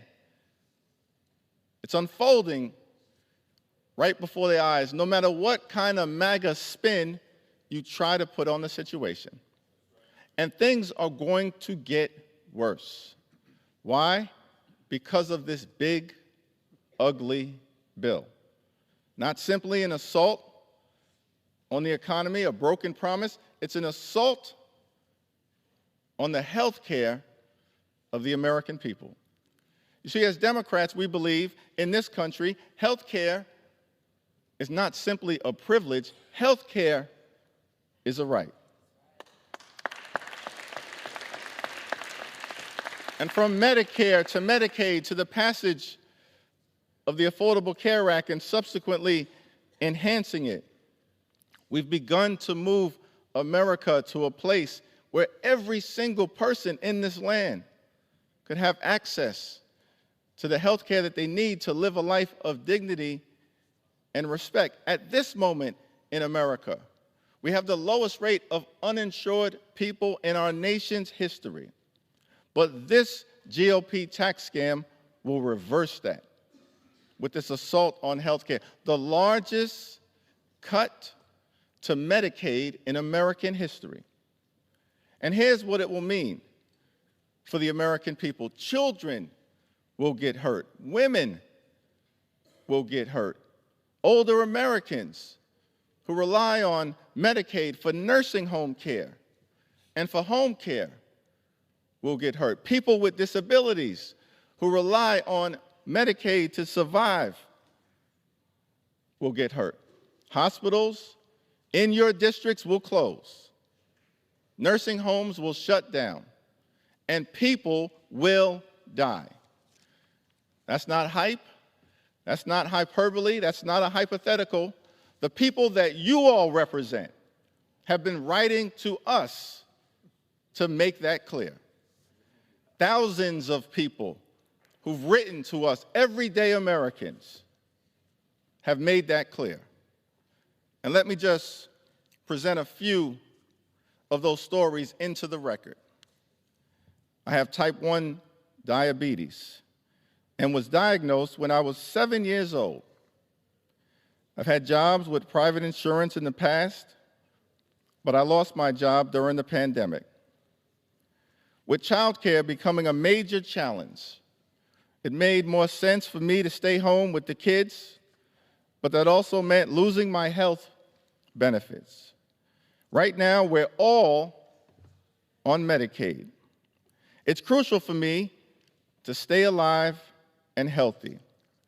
I need insulin and supplies to manage my diabetes every single day. Without it, I could die. That's Shauna, who lives in Arizona's 6th congressional district. My youngest son has leukemia. He was a self-employed handyman, and therefore he didn't have sufficient insurance. When the cancer became more debilitating, he could no longer work. He has undergone radiation, stem cell transplant, and then more radiation. He is still fighting the cancer, and without Medicaid and the fine physicians, he would surely die. That's Greg, who lives in the 8th congressional district of Colorado. As a cancer survivor with chronic illnesses, I rely heavily on Medicaid and food stamps to get by. Without these essential programs, people like me would suffer. I'm currently taking expensive medication to stay in remission, but my condition and the side effects of my treatment make it impossible for me to work. Unfortunately, my work history also disqualifies me from receiving Social Security benefits. I'm not alone. in my dependents on these Medicaid and food stamps benefits, children, elders, and many others who are sick or struggling also rely on them to survive. I urge you to do the right thing for the people you represent. Without food stamps and Medicaid, the consequences would be painful and even deadly. That's Jalissa, who had a message for her representative in Pennsylvania's 8th Congressional District. But we're here to say, as House Democrats, to Shauna, to Greg, and to Jalissa, that if your representatives won't fight for you, we will. We will. We will. If they won't fight for you, we will fight for you, for your health care, for your decency, for your well-being, for your grace, and for your dignity.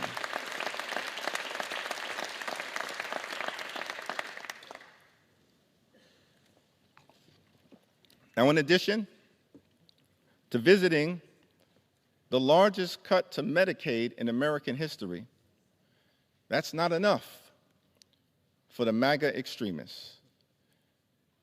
CBO has independently confirmed that this one big, ugly bill will also set in motion a $490 billion cut to Medicare in this country.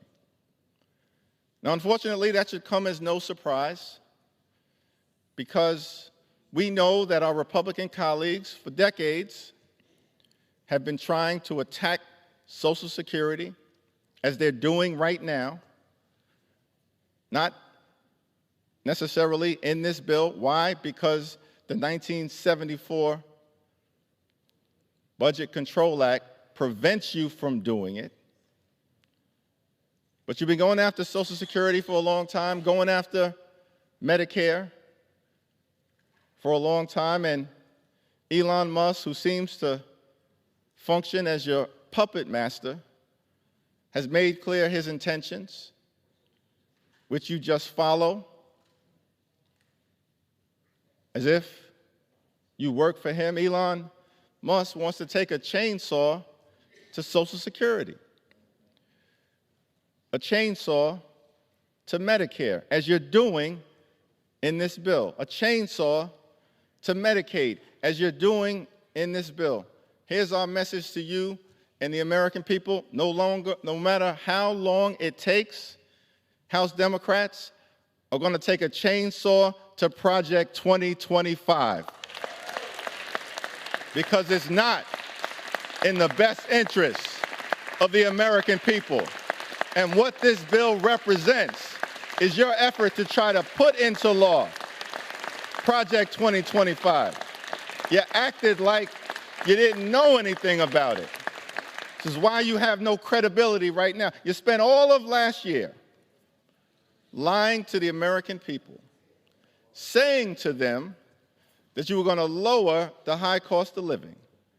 In fact, you're doing the exact opposite. At the same period of time, you acted like you knew nothing about Project 2025, and this bill is an effort to try to implement it into law. So you mentioned credibility issues. I think it exists on the right side of this chamber. Now, not only have you gone after Medicaid, not only have you gone after Medicare, in this, you are to direct your comments to the chair.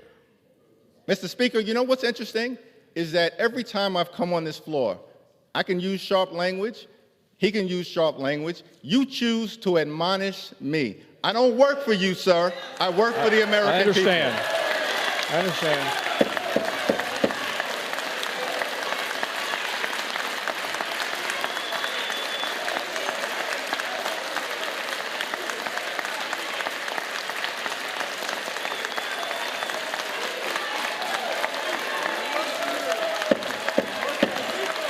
House will be in order.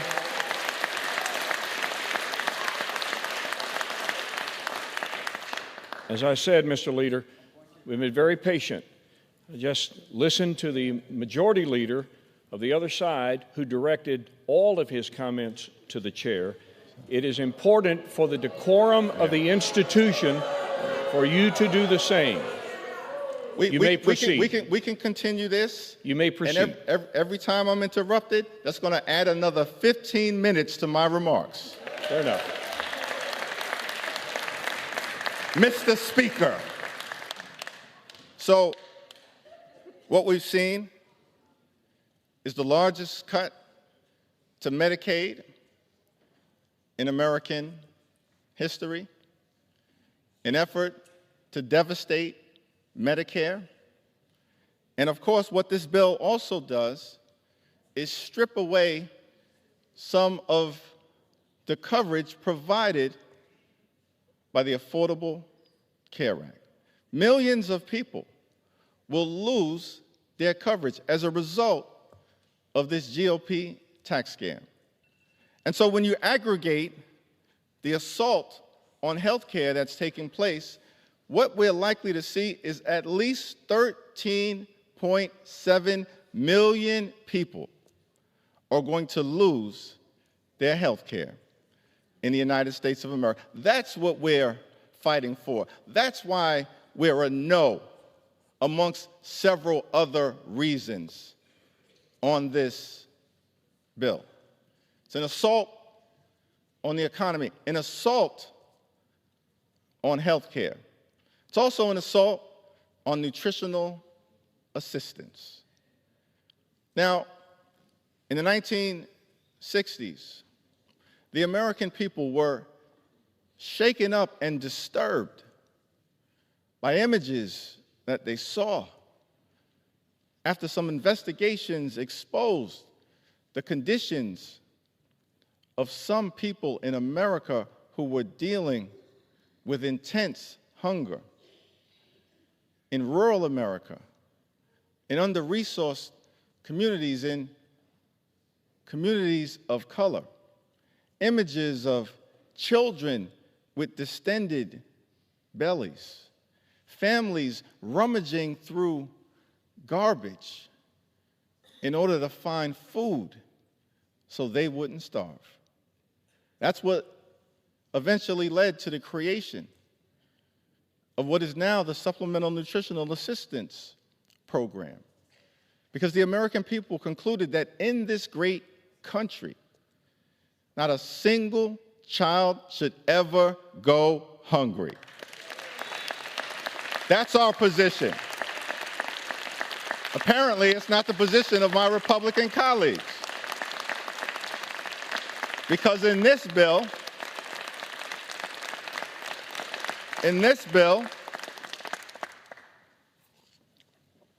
SNAP, the Supplemental Nutritional Assistance Program, will experience more than $300 billion in cuts, the largest cut to nutritional assistance in American history. Literally, Mr. Speaker, Republicans are taking food out of the mouths of children, disabled Americans, veterans, and older Americans. That is another reason why we are strongly opposed to this bill. This is the United States of America, the wealthiest country in the history of the world. It is indecent to rip food out of the mouths of children and everyday Americans. It is indecent.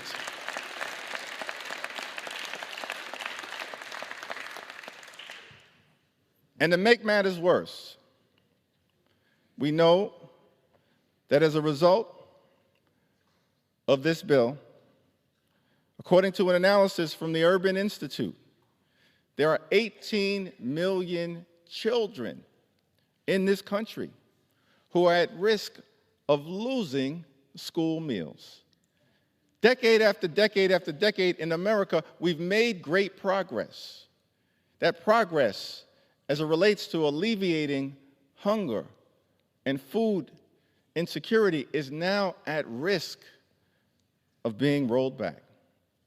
And one of the excuses that I'm sure we'll hear from the Speaker of this institution is that this one big ugly bill is all about waste, fraud, and abuse. It's interesting because month after month after month, we continue to hear that phrase. And let's be clear, as Democrats, we believe in trying to make sure that federal taxpayer dollars are spent in an efficient and an effective way. We're all for that. But that's not what's being done in this bill. No evidence of waste, fraud, and abuse has been presented in a compelling way. In fact, you know what's interesting? You're talking about taking away nutritional benefits that amount to $2 per meal, $6 per day. At the same time, when Elon Musk and his federal contracts are worth $8 million a day. If you're trying to find waste, fraud, and abuse, I have a suggestion. Start right there. Start right there. Don't take food from the mouths of our children. Start right there. And so, it's one big ugly bill. It's GOP tax scam. It's reckless Republican budget. It's an assault on the economy. It's an assault on health care. It's an assault on nutritional benefits. It's also an assault on tax fairness. I mean, here's the thing, that it's the largest cut to health care in American history, coupled by the largest cut to nutritional assistance in American history, in order to enact the largest tax breaks for billionaires in American history. That's unacceptable, that's unconscionable, and that's un-American. That's un-American. Because my Republican colleagues promised that they would actually focus their efforts on trying to make life better for everyday Americans. But disproportionately, the benefits of this bill, as confirmed by independent observers, don't go to those who may be at the lower end of the socioeconomic spectrum. They actually go disproportionately to those at the highest end of the economic spectrum. CBO analysis requested by Congressman Boyle and myself just confirmed that. Not hype, not hyperbole, not a hypothetical. It's what will happen if this one big ugly bill became law. And so it's an assault on tax fairness. And of course, that's coupled with the assault on fiscal responsibility. It's ironic to me that many of my colleagues on the other side of the aisle claim to be the party of fiscal responsibility. But as Richie Neal has often eloquently articulated, that's not what the record shows. The record shows something very different.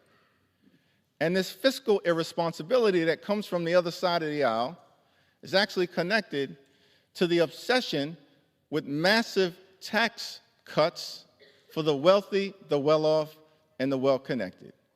We've seen this rinse and repeat scenario play itself out over and over and over again. President Reagan comes into office, and what is his signature domestic priority. His signature domestic priority, massive tax cuts for the super wealthy.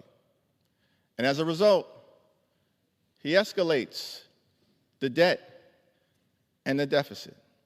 Those policies, of course, are continued by his successor, President George H.W. Bush.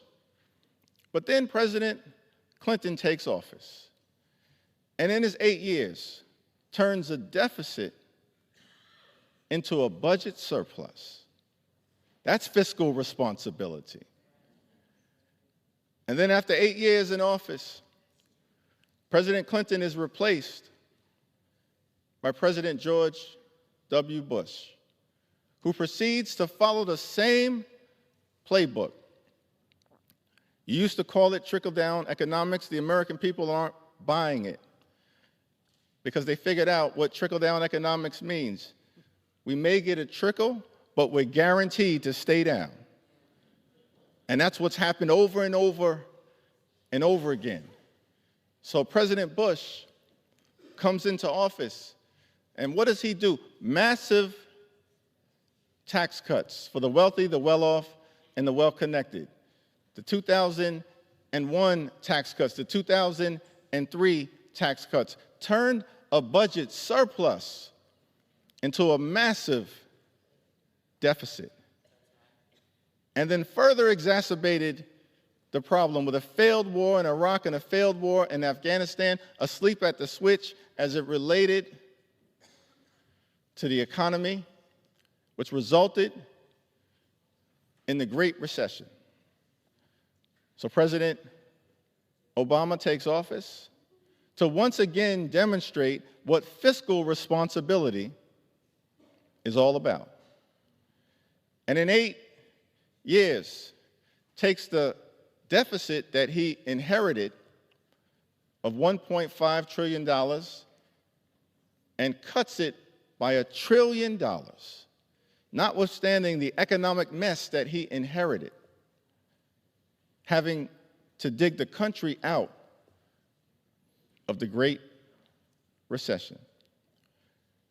And then, of course, after 8 years of President Obama, which brings us to the current administration in its first term, as my colleague from Louisiana talked about, what's your signature legislative accomplishment?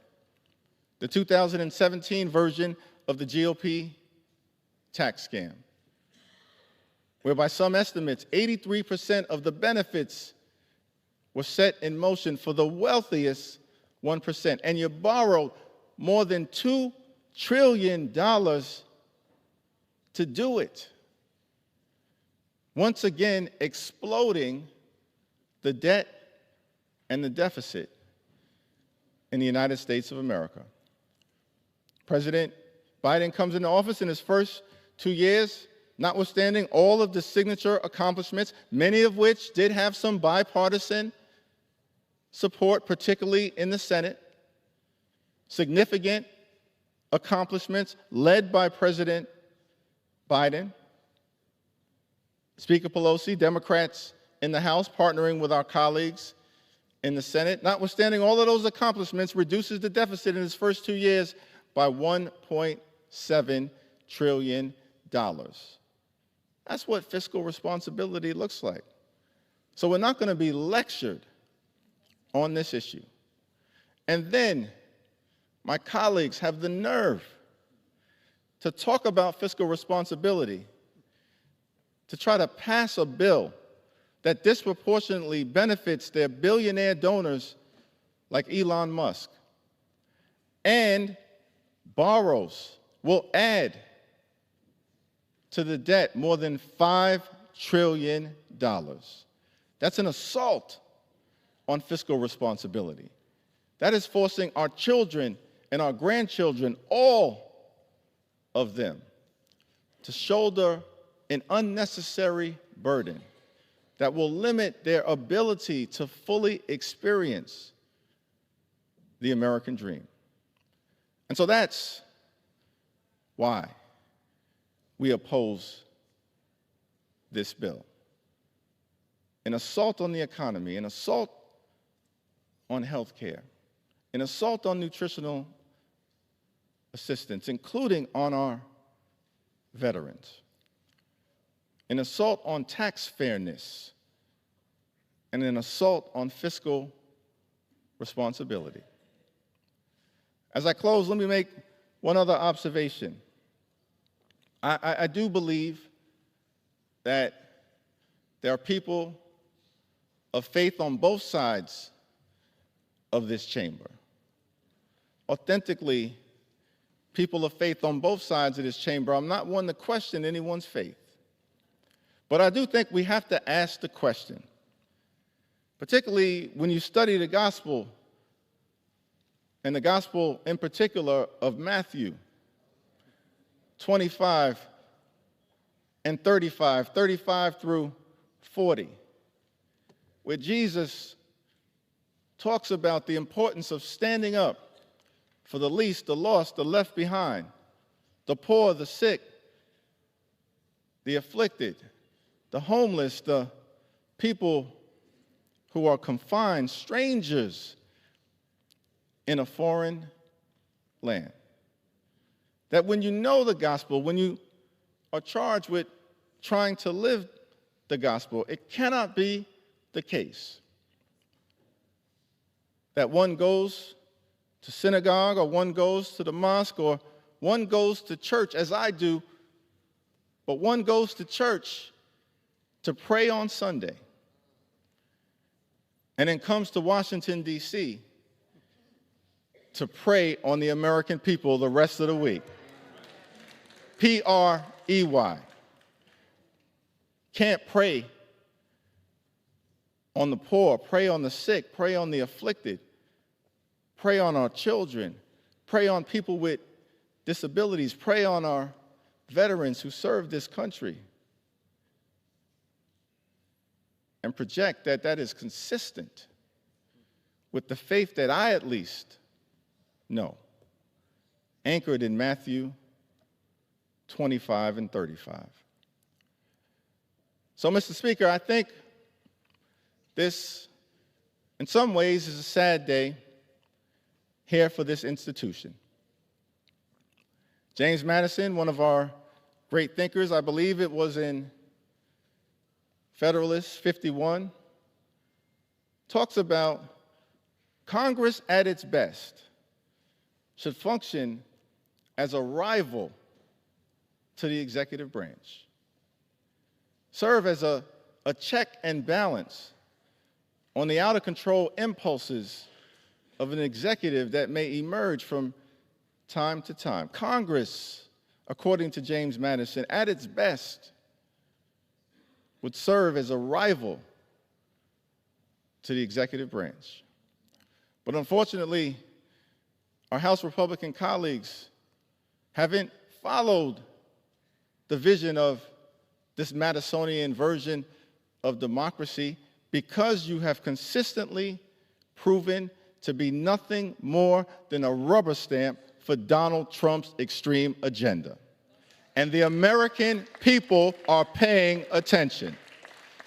The American people are paying attention. So I think that when the story is told of the 119th Congress, when the votes are ultimately cast on that first Tuesday in November next year, that this day may very well turn out to be the day that House Republicans lost control of the United States House of Representatives.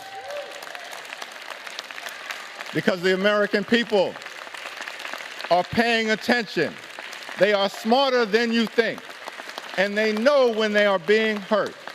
They know when their interests are not being served. And they know when they have been lied to and deceived. You see, they know that Congress was meant to be a separate and co-equal branch of government. We don't work for President Trump. We don't work for J.D. Vance. We don't work for Elon Musk. We work for the American people. That's what House Democrats are all about. And because we work for the American people.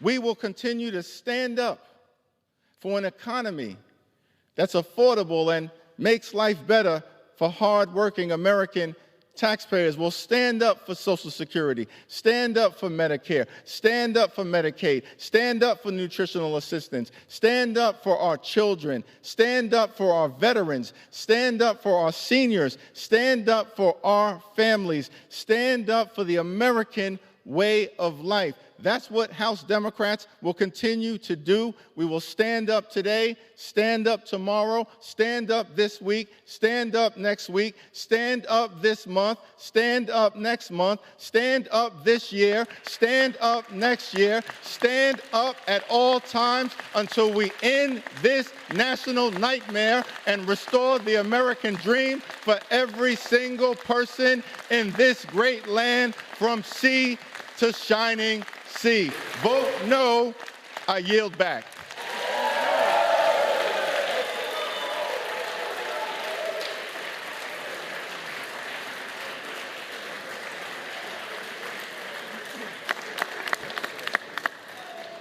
Gentleman yields back his time. Gentleman from Missouri.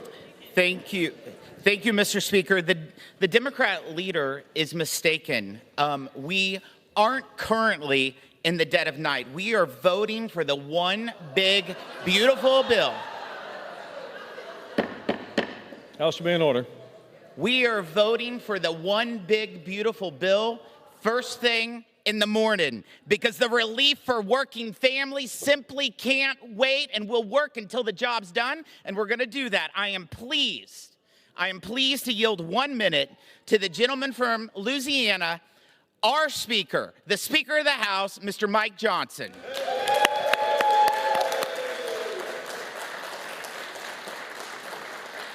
The gentleman from Louisiana, the Speaker of the House, is recognized for 1 minute. After that very long and wandering speech, my friend, and after a long week and a long night and countless hours of work over the past year, a lot of prayer and a lot of teamwork, my friends, it quite literally is again morning in America, isn't it? All right, all right. And after 4 long years of President Biden's failures, President Trump's America First agenda is finally here, and we are advancing that today. What we're going to do here this morning is truly historic, and it will make all the difference in the daily lives of hardworking Americans. The Dallas waitress pulling overtime, the Detroit mom counting bills late at night, the Kentucky coal miner waiting on his second chance. These are the forgotten men and women of our country that we are all called here to serve. And the one big, beautiful bill will deliver for those people. It revives our economy. It will deliver historic tax relief. It will make the largest investment in our border security in a generation.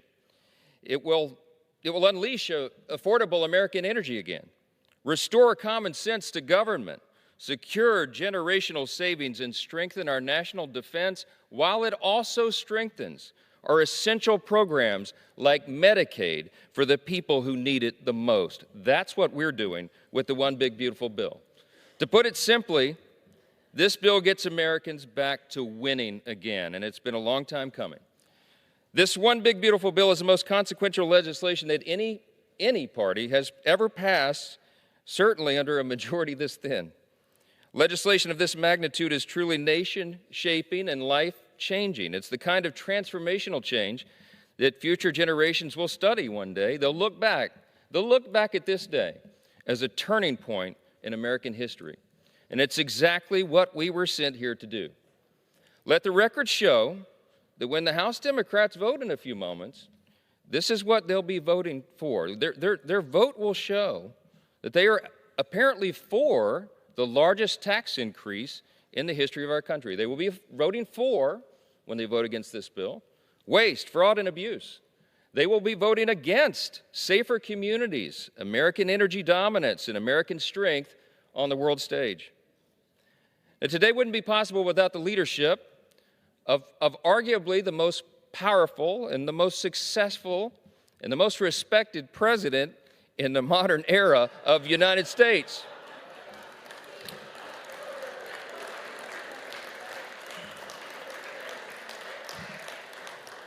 Our Democrat colleagues mock the objective truth. We were delivered unified government, my friends, in November. The White House, the Senate, and the House were delivered to the party on this side of the aisle. So you can laugh all you want, all right?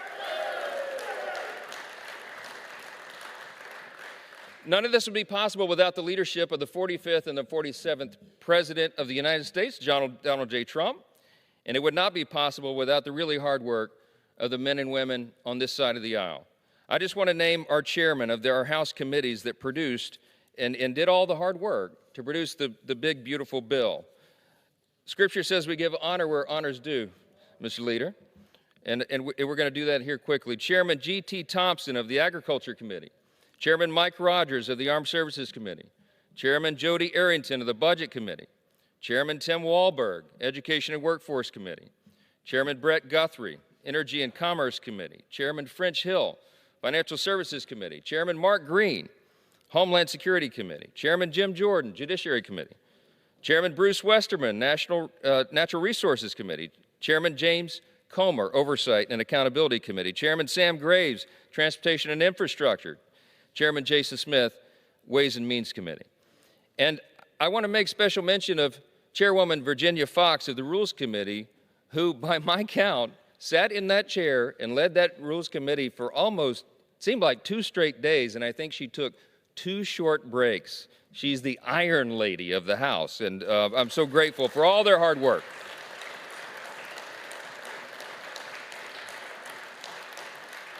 See, the beauty of what we produced with the one big beautiful bill over here is that this was a team effort. This was men and women who were elected to come here, the duly elected representatives of the people back home. They rolled up their sleeves. They got down in the trenches. We began this effort over a year ago. It was actually March of last year because we anticipated and we believed that we would be delivered unified government, that we would have a Republican leader in the White House, Donald J. Trump, that we would have the Senate and the House, that we would have that moment of opportunity. And so we planned and we worked and we locked arms together as a team, and we have delivered this against all odds. The media has tried to divide us. They've written our eulogy about 10 times. And you know what? Sometimes it's good to be underestimated, isn't it? But we got this done, and I'm so proud of the work of every member of this House Republican Conference who worked in their committees. Every single member had a say in this. Every single constituent. The millions of people that are represented here have their voices and their interests reflected because we did this together as a team, and it's quite an achievement. I just want to say that all that tireless work has led to the hard work of crafting this legislation, and we've been ready since day one to deliver on this agenda. Unified control of government is a rare mandate. It doesn't happen very often. It's happened just 3 times for our party in the last half century. We do not take it for granted. And we are delivering on that mandate here today. The American people gave us a mandate in November. They sent a message with their vote. They gave this side of the aisle the power, and we're going to use it to make their lives better. What we're achieving here today is nothing short of historic, and that's true. House Republicans are getting it done again. In the Republican Party, see, we believe in a simple principle. We believe that America really is a shining city on a hill. Ronald Reagan used to talk about that. He was referencing Scripture. He understood that America is exceptional. He understood that, as it says right there above the speaker's rostrum, our national motto, that we trust in God. And God is our trust. These are the things that make our nation exceptional. And the people of our country, they deserve better. We've been working hard to deliver so that the people of our country see this again as a shining city on a hill, and that people around the world see us for who we should be. One thing that we can all agree on both sides of the aisle is that a strong America is good for everybody all around the world. All of us together, regardless of party, we're called here to stand together and defend those freedoms and to defend those foundations that made us the greatest nation in the history of the world. All of us have to look and recognize that the shine has not been on that city in a while. We're here to restore it.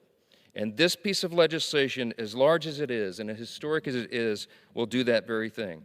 Now look, we're accomplishing a big thing here today, but we know this isn't the end of the road just yet. We've been working closely with Leader Thune and our Senate colleagues, the Senate Republicans, to get this done and delivered to the President's desk by our Independence Day. That's July 4th. Today proves that we can do that, and we will do that. And it doesn't matter how much the media doubts this or how much the Democrats, give us their narratives. Doesn't matter how long the speeches are. It doesn't change the facts. We're delivering, and we're doing it in a big way. So to our friends in the Senate, I would just say the president is waiting with his pen. The American people are waiting for this relief. They are waiting for these life-changing results, and we are going to finish this job. This is a historic moment that we will be talking to our children and our grandchildren about, and everyone will remember. America's back. I yield back.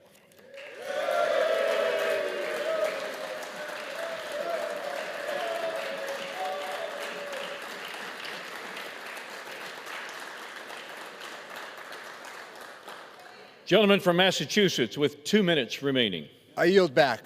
Gentleman yields back his time. Gentleman from Missouri with 2 minutes remaining. I yield back.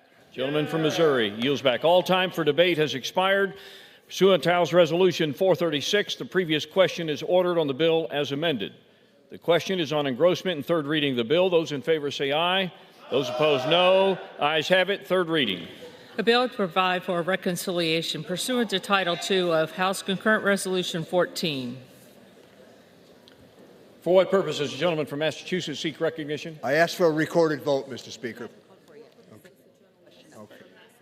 I'm sorry. For what purpose does the gentlelady from Massachusetts seek recognition? Mr. Speaker, I have a motion to recommit at the desk. The clerk will report the motion. Mr. Han of Massachusetts moves to recommit the bill H.R. 1 to the Committee on the Budget. Pursuant to Clause 2B of Rule 19, the previous question is ordered on the motion to recommit. The question is on the motion. Those in favor say aye. Aye.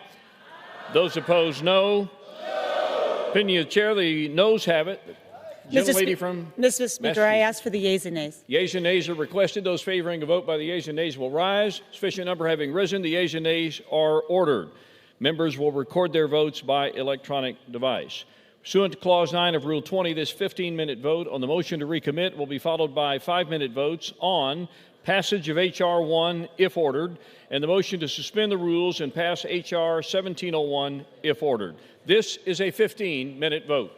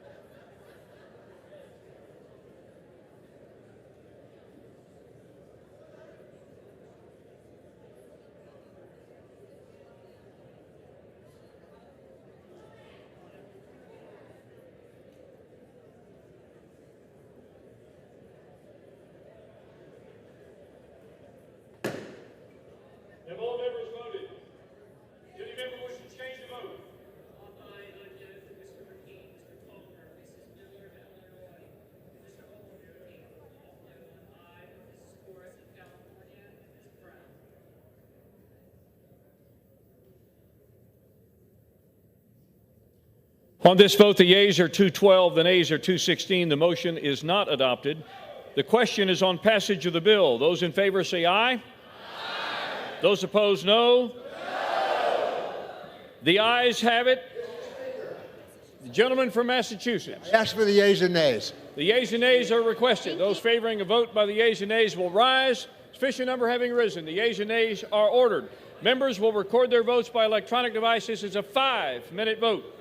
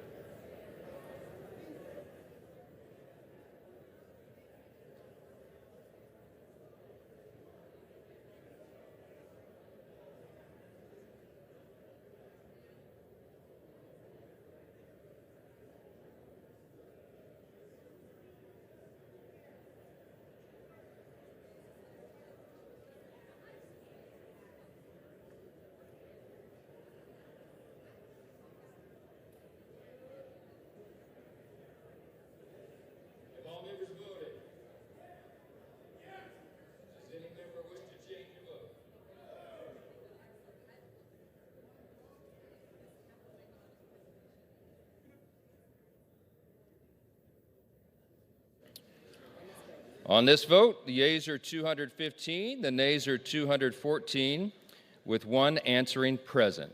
The bill is passed.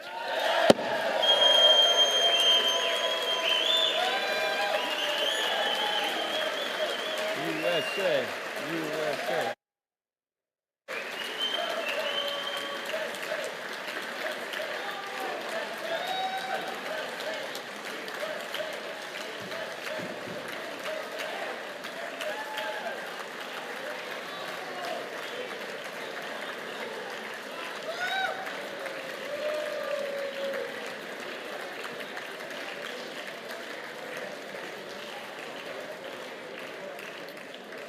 Without objection, a motion to reconsider is laid on the table.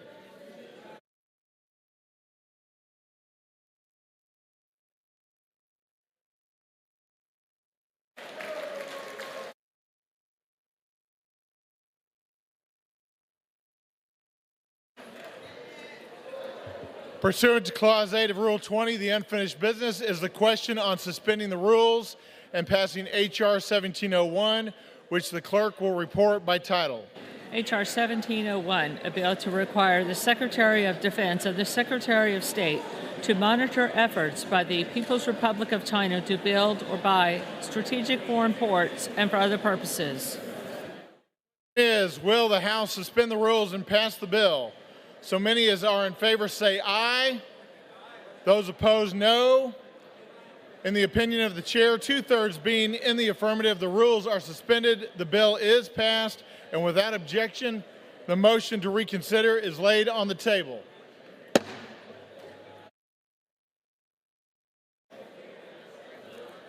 Pursuant to Clause 8 of Rule 20, the unfinished business is the question on suspending the rules.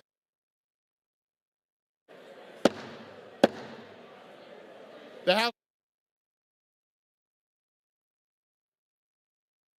Pursuant to Clause 8 of Rule 20, the unfinished business is the question on suspending the rules and passing H.R. 1969 as amended, which the clerk will report by title.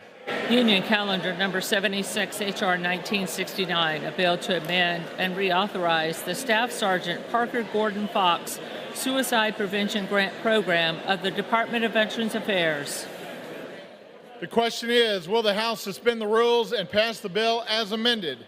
So many as are in favor say aye. Those opposed, no. In the opinion of the chair, 2/3 being in the affirmative, the rules are suspended. The bill is passed, and without objection, the motion to reconsider is laid on the table.